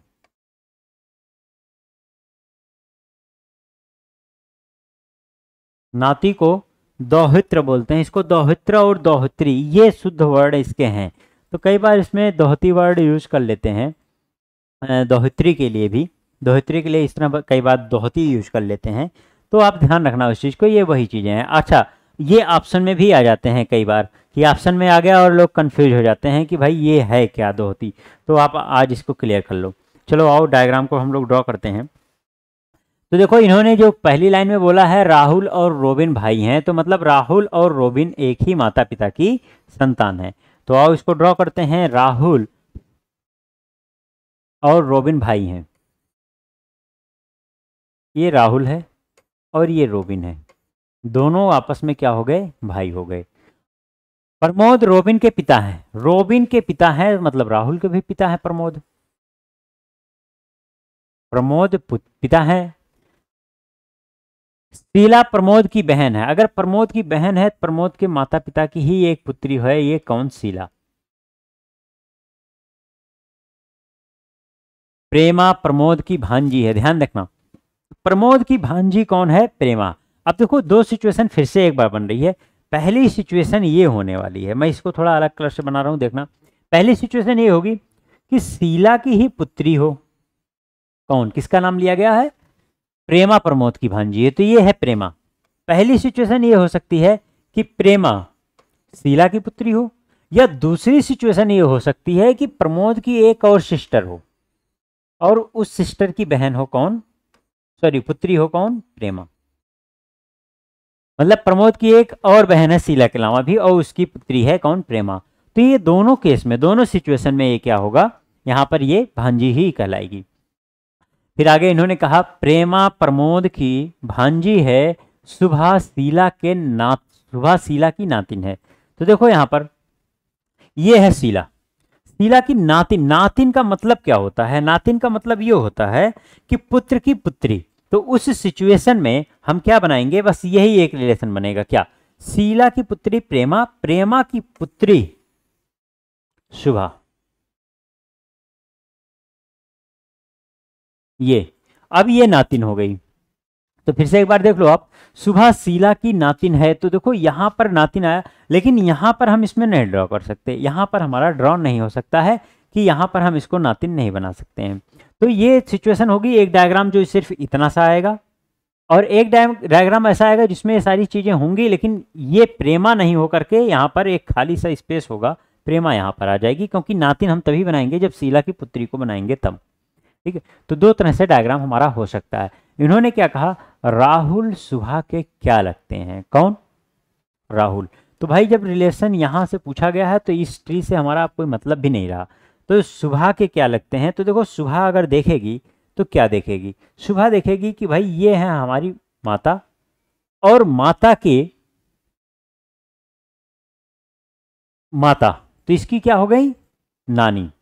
अब अगर देखो तो इसकी नानी हो गई और नानी कि फिर यहाँ पर भाई तो नाना का रिलेशन बनेगा। यहाँ पहुंचेगा तो देखो ये क्या बनेगा, यहाँ पर रिलेशन, ये मामा का कुछ रिलेशन यहाँ पर आपका आने वाला है। आप देखो क्या है कि अगर आप ऐसे देखो तो इसकी माता से रिलेट करो तो बहुत अच्छे समझ में आएगा आपको। ये इसकी माता है शुभा की। अब इसकी अगर आप देखो प्रेमा, प्रेमा की माता का भाई, तो प्रेमा का क्या हो गया? मामा हुआ कि नहीं हुआ? अगर ये प्रेमा का मामा हुआ तो इसके मामा का ही तो लड़का है रोबिन, सॉरी राहुल। इसके मामा का ही लड़का कौन है? राहुल। तो इसके मामा का लड़का हुआ तो इसका क्या हो गया? ममेरा भाई हो गया। ममेरा भाई मतलब कि एक तरह का भाई ही तो हुआ। और शुभा के माता का भाई, तो शुभा के क्या हो गया? मामा हो गया। तो अगर आप ऑप्शन देखो तो यहां पर इन्होंने ममेरा भाई भी दे रखा है, जिससे आप गलती करो। लेकिन ममेरा भाई किसका? प्रेमा का था, ना कि शुभा का था। जबकि पूछा किसके रिस्पेक्ट में गया? शुभा के रिस्पेक्ट में पूछा गया है राहुल के बारे में। तो हमारा आंसर क्या होगा? मामा। बहुत अच्छा क्वेश्चन था यहाँ पर कि इन्होंने ऑप्शन को भी उलझा रखा था और यहाँ पर डायग्राम में भी इस तरह से दिया था कि आप जिससे उलझ जाओ इसके साथ।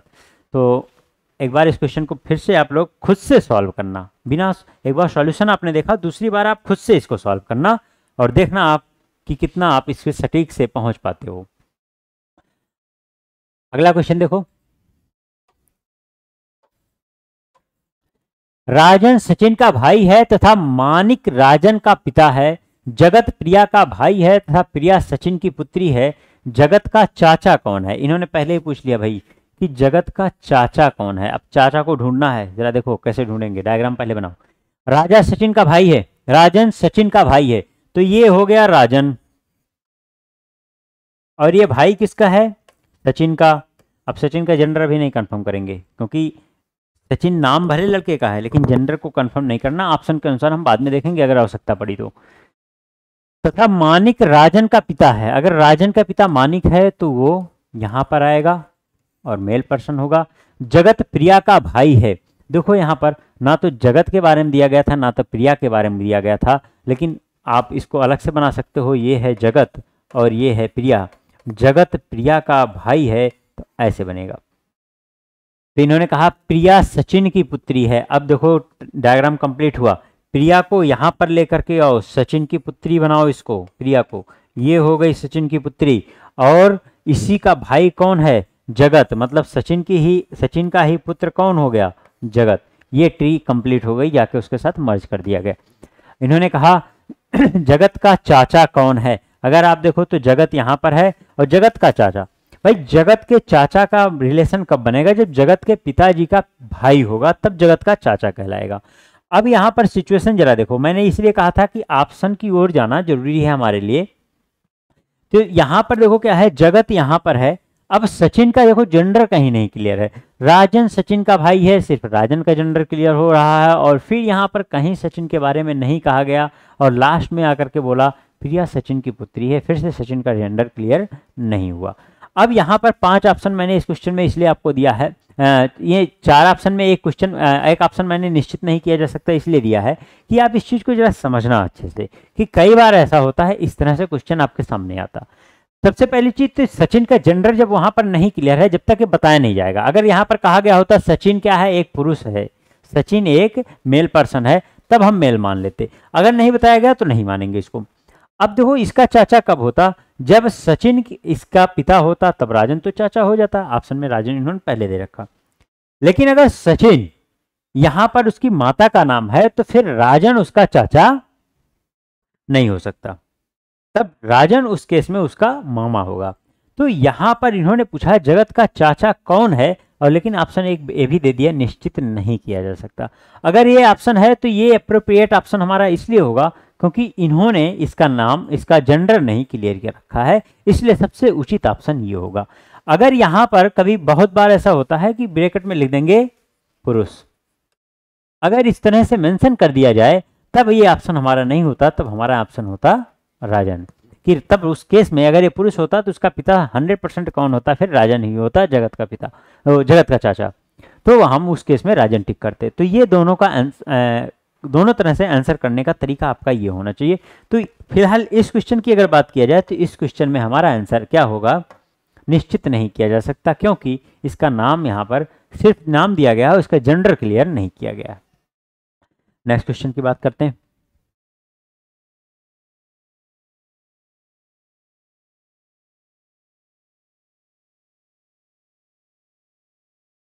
बहुत से नाम तो ऐसे भी होते हैं जो नाम मेल फीमेल दोनों के लिए यूज होते हैं, आपने देखा होगा रियल लाइफ में ऐसे बहुत से नाम हैं। मिथिलेश एक इसी तरह का नाम है, दया नाम भी लड़का लड़की दोनों के लिए इस्तेमाल होता है, बिट्टू लड़का लड़की दोनों के लिए यूज होता है, ऐसे ढेर सारे नाम हैं। तो आप जानते होंगे तो आप और पता कर लेना। बाकी फिलहाल यही कारण है कि यहाँ पर नाम से डिसाइड नहीं करते हैं, जब नेक्स्ट टाइप में हम लोग पहुँचेंगे वहाँ कहीं कहीं डिसाइड होता, कहाँ होता वो चीज़ हम बताएंगे। यहाँ देखो सुरेश की बहन राम की पत्नी है, सुरेश की बहन राम की पत्नी है, तो यहाँ पर देखो पहले सुरेश, पूरा क्वेश्चन एक बार पढ़ लो। राम रानी का भाई है, राम के पिता मधुर हैं, शीतल राम की दादी है, रीमा शीतल की पुत्र वधु है, रोहित रानी के भाई का पुत्र है। रोहित सुरेश का क्या लगता है, लंबा सा रिलेशन जरा देखो। सुरेश की बहन राम की पत्नी है, सुरेश की बहन ये किसकी पत्नी है? राम की। ये पूरा रिलेशन। राम रानी का भाई है। राम किसका भाई है? रानी का। मतलब राम जिसका पुत्र है उसी की ही पुत्री कौन है? सॉरी, उसी की संतान कौन है? रानी। तो आप देखो क्या हुआ, राम रानी का भाई है। फिर इन्होंने कहा राम के पिता मधुर हैं। राम के पिता का नाम क्या है? मधुर।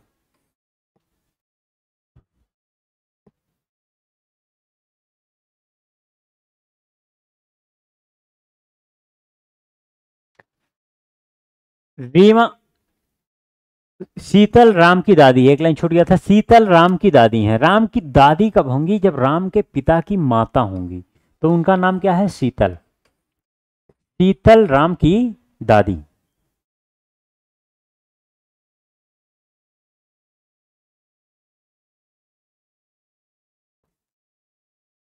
ये फीमेल,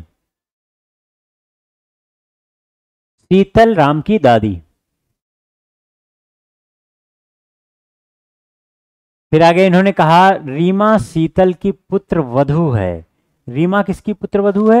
शीतल की। शीतल की पुत्र वधू होने के दो सिचुएशन, यहां पर जरा इस चीज को समझना।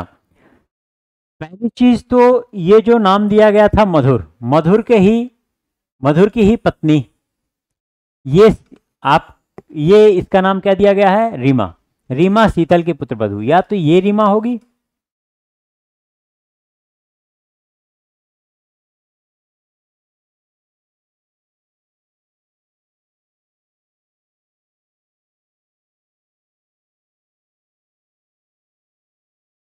या तो ये रीमा है, या तो शीतल का एक कोई और पुत्र होगा। क्योंकि यहां पर एक बात अगर आप ध्यान से देखो तो ये कहीं नहीं बताया गया है कि मधुर इकलौता है या नहीं है। तो यहां पर एक सिचुएशन ऐसी हो सकती है कि शीतल का एक और पुत्र हो और उस पुत्र की पत्नी हो कौन? रीमा। तो ये एक सिचुएशन ये भी हो सकती है।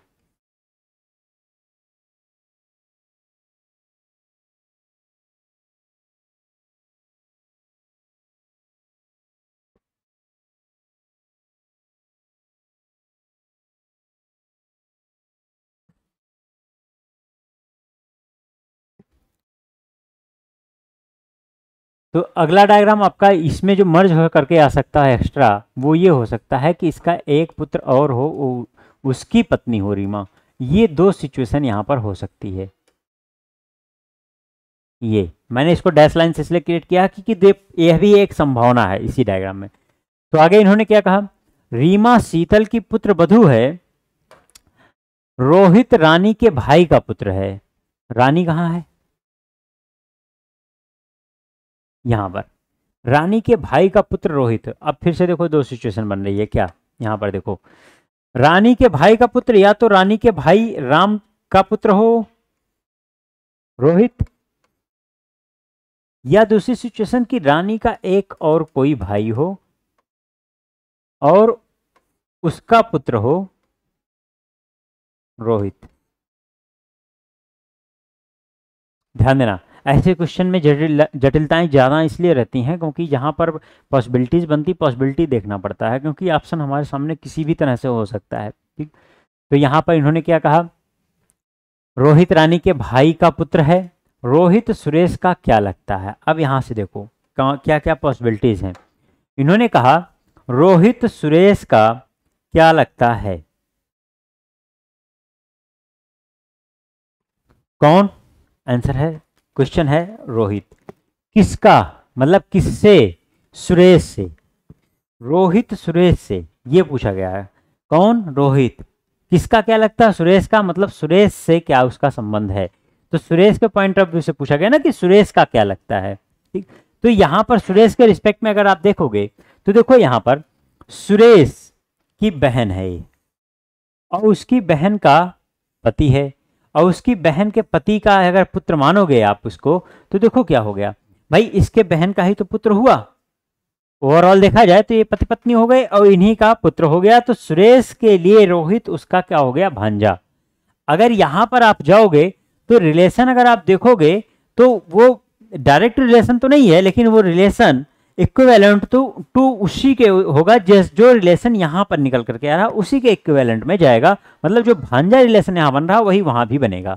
तो यहाँ पर हमारे सामने अगर देखो ऑप्शन है तो यहाँ पर भांजा। अब यहाँ पर ऑप्शन किस तरह से और बदल सकता था, ऑप्शन इस तरह से बदल सकता था जैसे ये पूछा गया था कि यहाँ पर जब यहाँ पर मधुर को इकलौता नहीं बताया गया तो मधुर का दूसरा भाई भी हो सकता, तो ये भी क्वेश्चन पूछा जा सकता था कि भाई रीमा का मधुर से क्या संबंध है, किससे, मधुर से, किसका, रीमा का। तो एक आंसर हमारा ये निकल के आता कि इसकी पत्नी, और दूसरा आंसर निकल करके आता है इसके भाई की पत्नी। और भाई की पत्नी को क्या कहते हैं, आंसर है भाभी, या दूसरा आंसर होता है भवय। तो ध्यान रखना दोनों आपके क्वेश्चन में आ सकते हैं ऑप्शन में। कई बार ऐसा होता है क्वेश्चन सॉल्व कर लिया, मान लो यही पूछा गया होता रीमा का मधुर से क्या संबंध है, आपने सॉल्व किया, आपने कहा कि हाँ भाभी आंसर आ रहा, लेकिन ऑप्शन में भाभी नहीं है। अच्छा पत्नी भी आ रहा, पत्नी भी नहीं लिखा हो, तो आप देखोगे वहां भवय लिखा होगा, तो भवय वहां पर आपको आंसर में मिल जाएगा।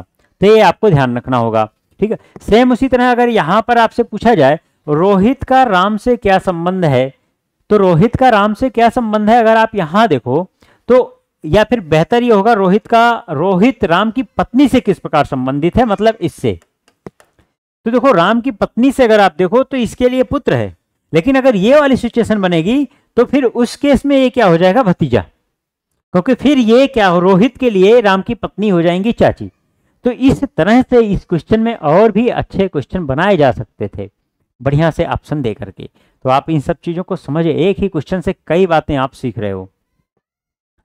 नेक्स्ट क्वेश्चन है आपका,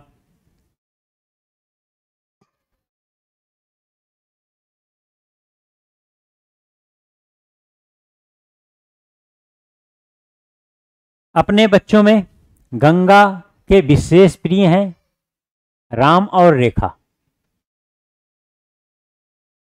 रेखा शरत की मां है, इससे एक बात तो पता चल गया कि अपने बच्चों में कहा गया तो गंगा के ही दो संतान राम और रेखा, ये बताया गया। रेखा शरत की मां है जो अपने मामा मिथुन का बहुत प्रिय है। तो यहां पर देखो क्या है, जो वर्ड आया, बार बार ये देखो आ रहा है, सभी टॉपिक में आ रहा है। तो जो का मतलब किसके बारे में कहा गया, अब आप इस चीज को क्लियर करो, क्योंकि इससे पहले हम बार बार बता चुके हैं। देखो क्या है, रेखा शरत की मां है जो अपने मामा मिथुन का बहुत प्रिय है। तो मतलब कौन, शरत, शरत की बात हो रही है, ठीक है। आगे देखो इन्होंने क्या कहा, परिवार के मुखिया रामलाल हैं। परिवार के मुखिया हैं तो ऑब्वियसली ये वरिष्ठ व्यक्ति होंगे इसके, जिनके उत्तराधिकारी उनके बेटे गोपाल और मोहन है। मतलब रामलाल के दो बेटे हैं, गोपाल और मोहन, ये पहले बता गया, इनका जेंडर क्लियर कर दिया गया। गोपाल और गंगा 35 वर्ष से विवाहित हैं, मतलब गोपाल और गंगा क्या हैं, हस्बैंड वाइफ हैं। अगर एक बार गौर करो इस क्वेश्चन में एक बात, तो यहाँ पर जो रिलेशन है ना वो कुछ इस तरह बताया गया, बच्चों में विशेष प्रिय, नहीं कहा गया दोनों डायरेक्टली कि राम और रेखा उसके बच्चे हैं, बस विशेष प्रिय। आगे अगर आप यहाँ पर देखो तो क्या कहा, अपने मामा मिथुन का बहुत प्रिय है, मतलब इससे पता चलता है कि मिथुन उसका मामा है। फिर आगे भी देखो इन्होंने क्या कहा, उत्तराधिकारी उनके बेटे ये दोनों हैं, गोपाल गंगा विवाहित हैं, मतलब पति पत्नी हैं, और उनके 3 बच्चे हैं। तो कुछ इनडायरेक्ट वे में आपको इंफॉर्मेशन दिया गया है, जरा इसको ड्रॉ करते हैं। गंगा के विशेष प्रिय बच्चे कौन कौन से हैं, राम और रेखा। तो देखो ये गंगा को मत मानना अभी कुछ, मेल या फीमेल। गंगा के 2 संतान हैं, कौन कौन, राम और रेखा। और राम और रेखा का भी जेंडर अभी क्लियर हमको नहीं करना है, राम और रेखा, इसके 2 संतान। ध्यान रखना यहाँ पर जब संतान वर्ड यूज हो जाता है, संतान शब्द यूज होता है कभी कभी, या बच्चे, जैसे इन्होंने कहा अपने बच्चों में बच्चे वर्ड का यूज हुआ, तो यहाँ से ये नहीं पता चलता उनका जेंडर क्या है, वो मेल फीमेल कुछ नहीं पता चलता कि संतान में पुत्र या पुत्री की बात हो रही है, तो ये कभी नहीं पता चलता। इसलिए यहाँ पर कभी अपनी तरफ से कोई चीज क्लियर नहीं करना आपको। तो आगे इन्होंने क्या कहा, रेखा शरत की माँ है। रेखा किसकी माँ है, शरत की माँ है। अब यहाँ पर जाकर के इसका जेंडर क्लियर होता है, और इसी की संतान कौन, शरत। शरत का अभी तक जेंडर क्लियर नहीं है। तो इन्होंने कहा जो अपने मामा मिथुन का बहुत प्रिय है, कौन, शरत। किसका, अपने मामा मिथुन का, मतलब शरत के मामा का नाम क्या है, मिथुन। तो शरत का मामा कौन होगा, शरत की माता का भाई, और शरत की माता है रेखा, और रेखा का एक भाई, रेखा का एक भाई कौन है यहां पर दिया गया? मिथुन। अब राम के बारे में देखो यहां नहीं बताया गया, राम रेखा का रेखा की बहन भी हो सकती है या भाई भी, तो इसका मामा हो गया कौन? मिथुन। ये हो गया यहां पर, जो अपने मामा मिथुन का बहुत प्रिय है। परिवार के मुखिया रामलाल हैं। अब रामलाल तो मुखिया हैं, लेकिन रामलाल कहाँ पर जाएंगे ये हमको नहीं पता अभी तक, कि रामलाल को कहाँ रखा जाए। रामलाल गंगा के पति हैं और मुखिया बन के बैठे हैं, या फिर गंगा से भी ऊपर निकल गए हैं ये, तो ये चीज़ हमको देखना होगा। अभी थोड़ी देर बाद आगे देखेंगे क्या है। अगर कहीं पर इंफॉर्मेशन आया तो ठीक है, नहीं आया तो कोई बात नहीं, मैं यहाँ पर साइड में लिख करके आगे बढ़ता हूँ। जिनके उत्तराधिकारी उनके बेटे गोपाल और मोहन हैं। तो भैया रामलाल के, अब यहाँ पर हमको डायग्राम बनाना ही पड़ेगा। रामलाल के दो पुत्र हैं, कौन कौन? गोपाल और मोहन। तो देखो यहाँ पर गोपाल और मोहन दो यहाँ पर इनके पुत्र हैं। आप लोगों को दिख रहा है क्लियर क्लियर? ठीक है, बढ़िया। गोपाल और मोहन, ये दो पुत्र हैं रामलाल के। अभी कोई इन्फॉर्मेशन मिलेगा तो देखेंगे। फिर आगे इन्होंने क्या कहा? गोपाल और गंगा 35 वर्ष से विवाहित हैं। बस हो गया काम। यहां पर जरा देखो, गोपाल से विवाहित है गंगा, अगर गोपाल मेल तो गंगा फीमेल, और गोपाल का ही भाई कौन है? मोहन, और दोनों संतान हैं रामलाल के। ये ट्री वहां पर जाके मर्ज हो गई। आगे इन्होंने क्या कहा? और उनके 3 बच्चे हैं। किसके? गंगा के। तो भाई 3 बच्चे बिल्कुल ये नजर आ रहे हैं, 3 बच्चे यहाँ पर हैं, क्योंकि गोपाल गंगा की बात की जा रही थी। मिथुन का मोहन से क्या संबंध है? किसका? मिथुन का। किससे? मोहन से। आप देखो, मोहन का भाई, और मोहन के भाई का ही क्या है? मिथुन पुत्र है। भाई गंगा का पुत्र मतलब इसके गोपाल का पुत्र, तो मोहन के भाई गोपाल का ही पुत्र कौन है? मिथुन। तो मोहन मिथुन को क्या बुलाएगा? मोहन बुलाएगा उसको क्या? भतीजा ही बुलाएगा। अब अगर आप यहाँ पर ऑप्शन देखो तो इन्होंने चाचा पहले दे रखा, मतलब अगर आप उल्टा करोगे, जो मैं बता रहा था कि अक्सर लोग क्या करते हैं, उल्टा करते हैं। फिर से एक बार इसको क्लियर कर लो आप लोग, क्योंकि बार बार ये चीज होता है, लोग चाचा ही टिक करके आएंगे। मिथुन का, किसका? मिथुन का। किससे? मोहन से। मतलब मोहन के रिस्पेक्ट में देखना आपको, और अगर इसको उल्टा किए तो तुरंत आपको आंसर चाचा मिल जाएगा और आप टिक कर बैठोगे उसको। तो यहां पर हमारा आंसर होगा इनमें से कोई नहीं, क्योंकि ये क्या आ रहा है? उसका भतीजा।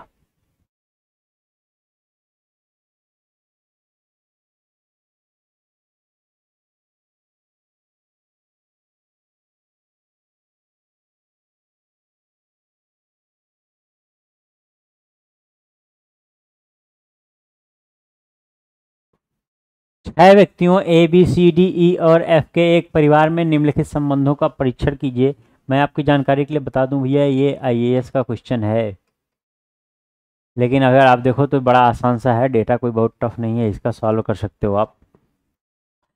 6 व्यक्तियों में ये रिलेशन, यहाँ पर सारी चीज एक्सप्लेन की गई है। इस बात का ध्यान रखना, यहाँ कितने लोग हैं? 6 लोग हैं।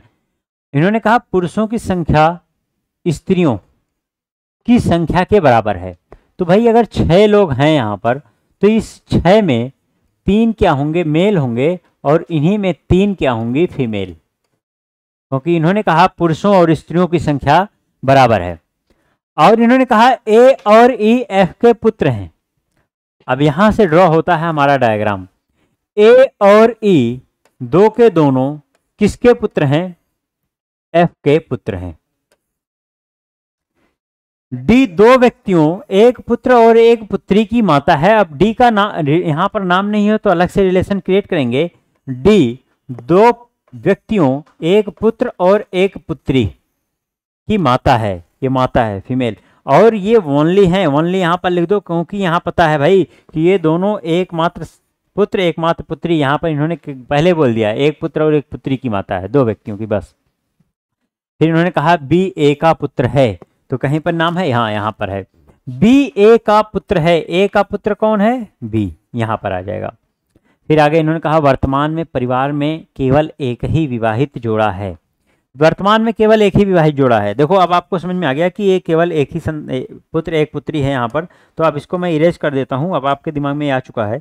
तो जरा इसको देखो, यही डायग्राम दोनों को मर्ज करना है। इन्होंने क्या कहा, वर्तमान परिवार में केवल एक ही विवाहित जोड़ा है, मतलब सिर्फ एक ही कपल है इस परिवार में, पूरे एक ही पेयर बनना है। और अब इसको हमें बनाना है, लेकिन ध्यान रखते हुए कि भाई टोटल 6 व्यक्ति होने चाहिए, 3 मेल 3 फीमेल। अगर आप गौर करो यहाँ पर, तो इस ट्री में 4 लोग नजर आ रहे हैं, इस ट्री में 3 लोग नजर आ रहे हैं, 7 लोग हैं। ऐसे ढेर सारे क्वेश्चन आपके सामने दिखते रहेंगे कि जब ऐसी सिचुएशन आएगी। तो इसका मतलब जब हम इसको मर्ज करेंगे तो मर्जिंग कुछ इस तरह से होनी चाहिए कि एक व्यक्ति गायब हो जाना चाहिए, मतलब कि जो यहां पर हो वही यहां पर हो, वो मिल करके एक साथ एक डायग्राम क्रिएट कर देगा। तो काउंटिंग हमारी एक तुरंत कम हो जाएगी, तब ये 7 से 6 हो जाएगा। अगर मान लो यहां पर 5 बोला होता और तब हमारा 7 हो रहा होता, तब मर्जिंग के टाइम पे हम 2 व्यक्तियों को गायब करते, 2 को इस तरह से मर्ज करते कि 2 व्यक्ति एक साथ मर्ज हो जाते। तो फिलहाल यहां पर हमें मर्ज करना, और इस बात का ध्यान रखते हुए कि 3 मेल और 3 फीमेल यहां पर आपके 3 मेल 3 फीमेल यहां पर होने चाहिए। तो अब यहां पर अगर आप देखो तो 1 2 3 मेल तो यहां नजर आ रहे हैं, एक यहां पर, तो 4 मेल नजर आ रहे हैं आपको, लेकिन हमें 3 चाहिए। तो इसका मतलब ये व्यक्ति यहां पर जाकर के कहीं ना कहीं मर्ज होने वाला है, कहीं ना कहीं इससे जाकर के मिलने वाला है। और लेकिन इस बात का ध्यान रखते हुए कि परिवार में केवल एक कपल है, केवल ओनली वन कपल।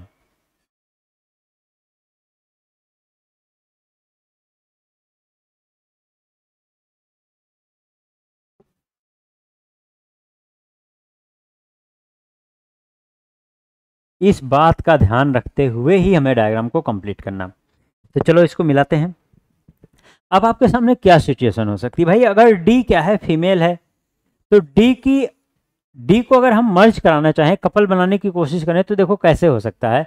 डी को अगर हम मैरिड करें एफ के साथ, तो डी अगर एफ के साथ मान लो ऐसे आ गया, तो फिर वहां पर 2 चिल्ड्रन यहां पर ये बने ही रहेंगे इस तरीके से।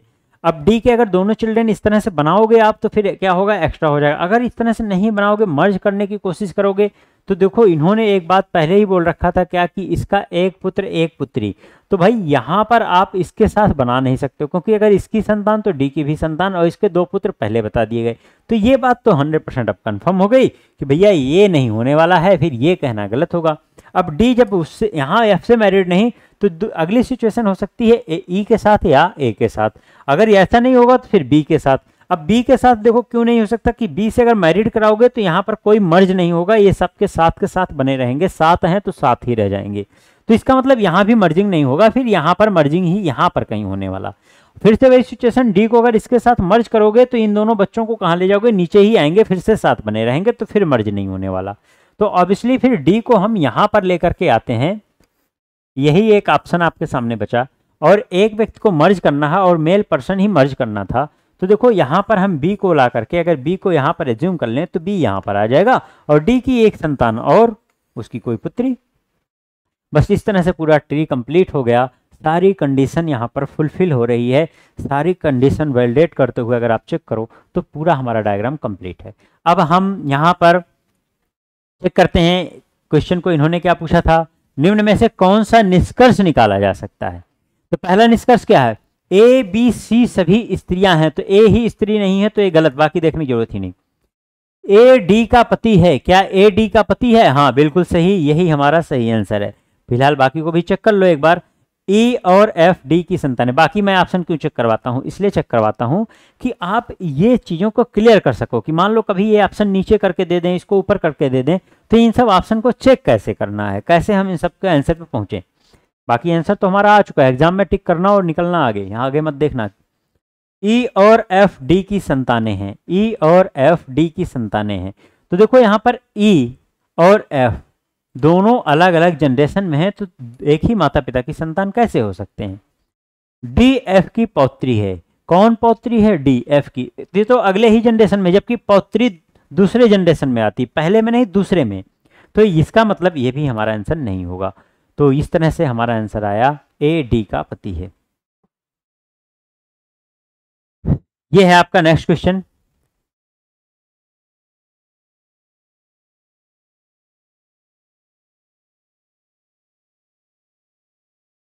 कहा गया यहाँ पर राम रमेश का पिता है, देववती राम की सास हैं, देववती की माता वसुंधरा है,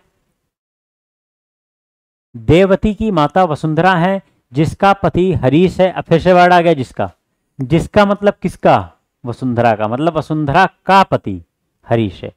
रमेश का हरीश से क्या संबंध है, ठीक है, और ड्रॉ करते हैं इस क्वेश्चन को।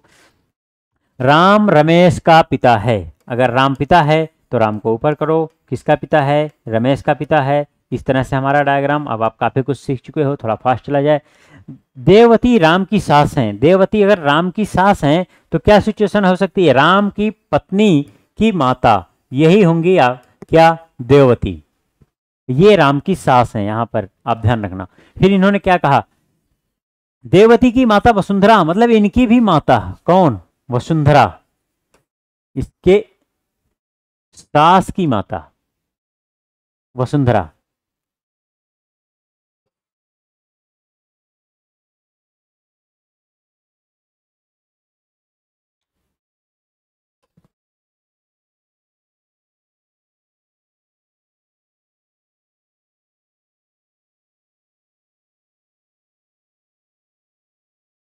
वसुंधरा। आगे इन्होंने क्या कहा, जिसका पति हरीश है, मतलब वसुंधरा का पति कौन है, हरीश। रमेश का हरीश से क्या संबंध है, किसका, रमेश का, किससे, हरीश से क्या संबंध है। तो देखो यहां पर रमेश का संबंध पूछा गया हरीश के रिस्पेक्ट में। तो देखो हरीश के लिए अगर आप देखो तो हरीश की पुत्री है देववती, हरीश की पुत्री है देववती, और देववती के पुत्री की ही संतान कौन है, रमेश। तो यहां पर अगर आप देखो तो रमेश या तो हरीश का, अगर आप यहां से अगर आप देखो तो रमेश की माता ये नानी हो गई, और उनकी माता तो पर नानी हो गई। तो पर नानी के लिए या तो ये आपका क्या है, यहाँ पर नाती होगा या तो पर नातिन होगा।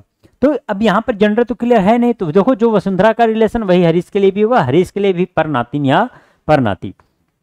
अब यहाँ अगर आप देखो तो क्वेश्चन ऑप्शन दिया हुआ है, ऑप्शन चेक करते हैं हम। रमेश हरीश का नाती है, तो रमेश हरीश का नाती नहीं है, ये बात तो कंफर्म है, क्योंकि अभी पर का ही रिलेशन था। वो आप देखो तो यहाँ पर चौथा जनरेशन आ गया है, जबकि ये तीसरे जनरेशन की बात हुई। हरीश रमेश का पर नाना है, हरीश रमेश, जबकि देखो पूछा था रमेश का हरीश से क्या संबंध है, बल्कि इसको ऐसे पूछना चाहिए था रमेश हरीश का आपस में क्या संबंध है, क्योंकि ऑप्शन उस तरह से दे रखा है। हरीश रमेश का परनाना है, बिल्कुल सही है, हरीश रमेश का परनाना है। बाकी ऑप्शन क्रॉस चेक कर लेंगे हम समझने के लिए केवल। रमेश हरीश का भतीजा है, रमेश हरीश का भतीजा है, क्या ऐसा है, जी नहीं, रमेश का हरीश से कोई संबंध नहीं है, ये कहना गलत है, क्योंकि ट्री के अंदर है तो कोई ना कोई संबंध तो है उसका। तो इस तरह से हमारा आंसर होगा।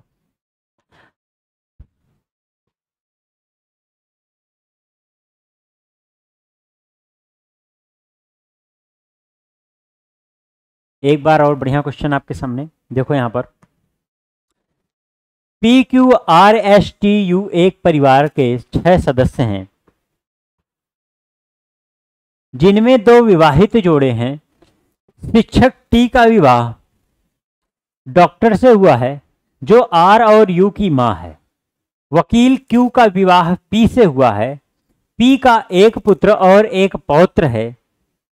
2 विवाहित महिलाओं में एक गृहिणी है, परिवार में एक छात्र भी है और एक पुरुष इंजीनियर है। निम्नलिखित में से क्या परिवार की पौत्री के बारे में सही है, किसके बारे में पूछा गया, पौत्री के बारे में पूछा गया है। तो आओ ड्रॉ करते हैं, बढ़िया सा क्वेश्चन है।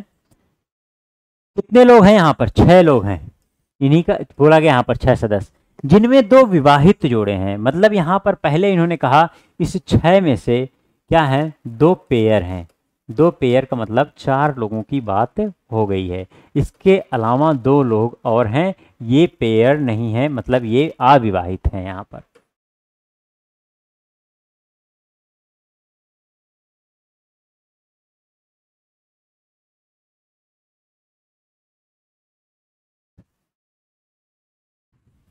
शिक्षक टी का विवाह डॉक्टर से हुआ है, तो देखो यहाँ पर शिक्षक है और ये बताया गया है शिक्षक कौन है, टी है। शिक्षक टी, इसका ये जो टी है ये पेशे से क्या है, शिक्षक, तो स्लैश करके हमने लिख दिया शिक्षक टी का विवाह डॉक्टर से हुआ है। मतलब टी के स्पाउस में हम बनाएंगे डॉक्टर, ये डॉक्टर है, लेकिन अब डॉक्टर का नाम यहाँ पर नहीं पता और ये भी नहीं पता कि इसमें कौन मेल कौन फीमेल है।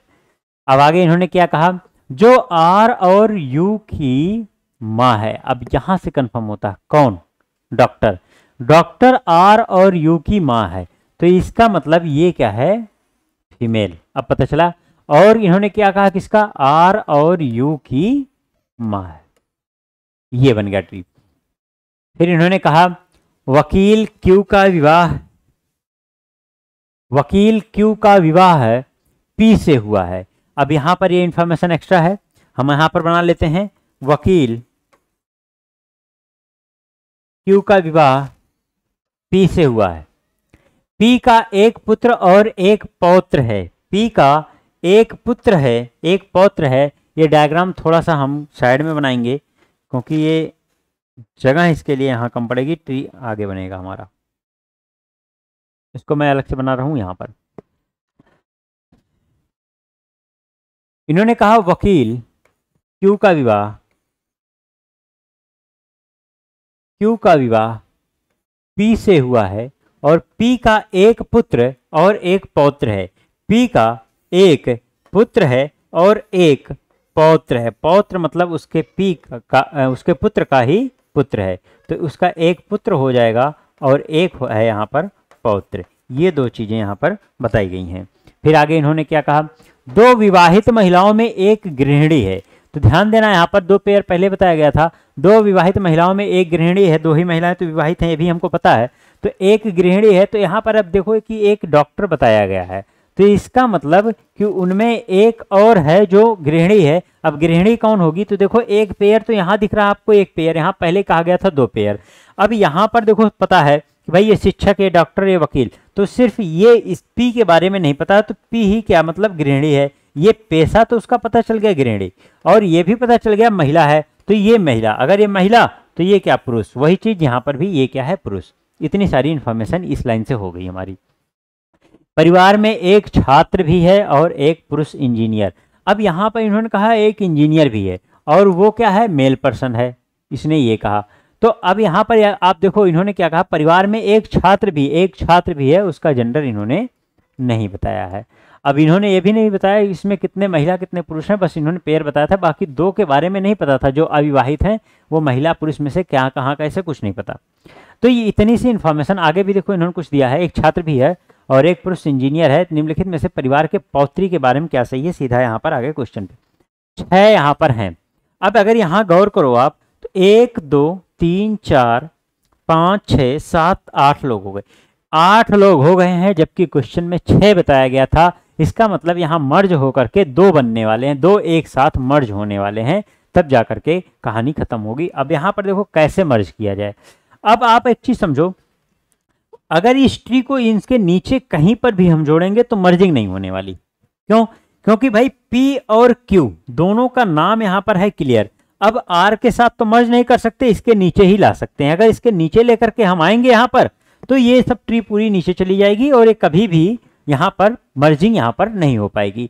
अब मर्जिंग होगी कहाँ से वास्तव में? बाकी अगर आप देखो T का, R का, U का सबका नाम क्लियर है। आप देखो यहाँ पर जो पुत्र है और पौत्र है, इन दोनों का नाम यहाँ पर क्लियर नहीं है। अब यहाँ से मर्जिंग हम कर सकते हैं, जरा कैसे देखो कि अब हमें मर्जिंग कुछ ऐसे करना होगा कि भाई यहाँ पर कम से कम 2 लोग एक साथ आ जाएं इस ट्री में। ठीक, तो देखो मैं मर्ज करने जा रहा हूं।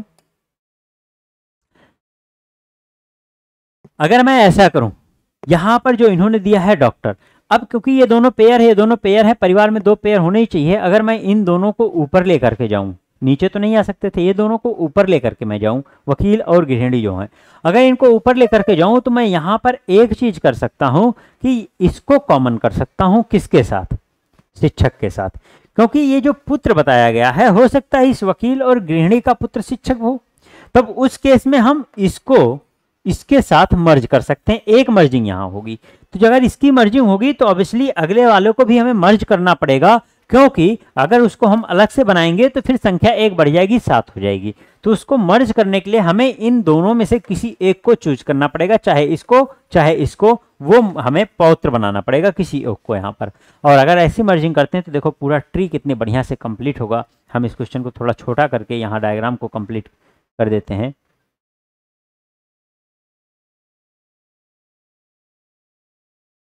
अभी हम लोग ऑप्शन को देख लेंगे। यहां देखो क्या बोला है, शिक्षक थी और फिर है इसकी पत्नी डॉक्टर, नाम नहीं दिया गया। आगे इन्होंने यहां पर दिया था आर और यू, और यहां पर इन्होंने कहा वकील के साथ, अगर हमने कहा इसको मर्जिंग करनी है तो इस वकील से ऊपर इसके माता पिता बना दो, किसको, वकील और गृहिणी को, वकील क्यू, इस तरह से हो गया। और इसकी पत्नी पी जो क्या है, गृहिणी है ये। अब देखो यहां पर जैसे हम इसको ऊपर ले जाते हैं तो इसी का एक पुत्र भी है और एक पौत्र भी है, ये भी बताया गया था। तो वकील का एक पुत्र तो ये शिक्षक ही हो गया। अब एक पौत्र बनाना है तो इसी में से कोई एक क्या होगा, मेल पर्सन होगा, वो क्या होगा, पौत्र होगा। और यहाँ पर आप देखो तो एक इंफॉर्मेशन अभी और हमारे सामने थी, इंजीनियर मेल पर्सन, ये हमसे बताया गया था। तो जो मेल है वही क्या है, इंजीनियर है। ये बातें समझना, मतलब जो पौत्र है वही क्या है, इंजीनियर है, वही मेल पर्सन है, क्योंकि पौत्र है, मेल है, ये बात हो गई। तो अब बच गई एक ही बची, यहां पर इन्होंने क्या कहा, एक छात्र है यहां पर। और इन्होंने क्वेश्चन में कहा था पौत्री के बारे में क्या सही है, क्वेश्चन में इन्होंने क्या बोला था कि पौत्री के बारे में क्या सही है। अब इस क्वेश्चन को मैं उठा करके इधर करता हूं, आप देखो इसको जरा। यहां पर इन्होंने जब कहा पौत्री के बारे में क्या सही है, तो आप अगर यहां पर देखो तो इससे कंफर्म पता चल गया कि परिवार में एक पौत्री भी है। और पौत्री देखो कहां से आ रही है, एक जनरेशन के आगे फिर यहां पर पौत्री आ गई। अगर इसमें एक पौत्र है तो एक पौत्री, मतलब एक मेल तो एक फीमेल। अगर आप देखो तो वकील यहां पर क्लियर है, वकील क्लियर है, गृहिणी है, शिक्षक है, डॉक्टर है, सबके पेशा क्लियर है। और जो पौत्र है वो इंजीनियर है, सिर्फ पौत्री का नहीं पता। और पौत्री के बारे में एक इंफॉर्मेशन हमारे पास थी, क्या, वो छात्र। हमको पहले बता दिया गया था क्या, कि वो क्या है, छात्र है। देखो यहाँ पर हमने लिखा था, यहाँ लिखा भी है, ठीक है। यहाँ पर इन्होंने इन्होंने एक बताया था कि ये एक छात्र है, परिवार में एक छात्र भी है। तो ऑब्वियसली पौत्री इसमें क्या होगी, छात्र ही होगी, क्योंकि बाकी सारी चीजें आपके क्लियर हैं। इसलिए आंसर हमारा क्या होगा, सी पार्ट, वह छात्र है। तो आशा करते हैं आज का सेशन आपको बहुत अच्छे से समझ में आया, मजा आएगा, मुझे पूरी उम्मीद है। आप वीडियो को देखोगे और आगे हम आपके सामने बहुत ही ज़बरदस्त क्लासेस लेकर के आने वाले हैं। अभी देखो ये जो भी क्लासेस आप देख रहे हो सब बेसिक फंडामेंटल, बस आपके बेस स्ट्रॉन्ग करने के लिए ये सब क्लासेस चल रही हैं। इसके अलावा जो हमारा डिस्कशन पैरेलल इसके साथ साथ चल रहा है ग्राम विकास अधिकारी का, ग्राम विकास अधिकारी पेपर के बाद हम किसी दूसरे एग्जाम का पेपर लेकर के आएंगे। हमारा एक पैरेलल एक सीरीज चल रहा है एग्जाम पेपर डिस्कशन का, और एक हमारा सीरीज चल रहा है बेसिक कॉन्सेप्ट को क्लियर करने के लिए बेसिक फाउंडेशन का। फिर आगे हम लोग और भी कोर्सेज लेकर के आएंगे जो ज़बरदस्त 0 टू हाई लेवल का होगा, जिसको आप 0 टू हीरो लेवल बोल सकते हो क्लास को, जहाँ पर हम लोग बिल्कुल बेसिक से और बहुत हाई लेवल के क्वेश्चन करेंगे। फिलहाल आज के लिए इतना ही, मिलते हैं अगली क्लास में, तब तक के लिए जय हिंद।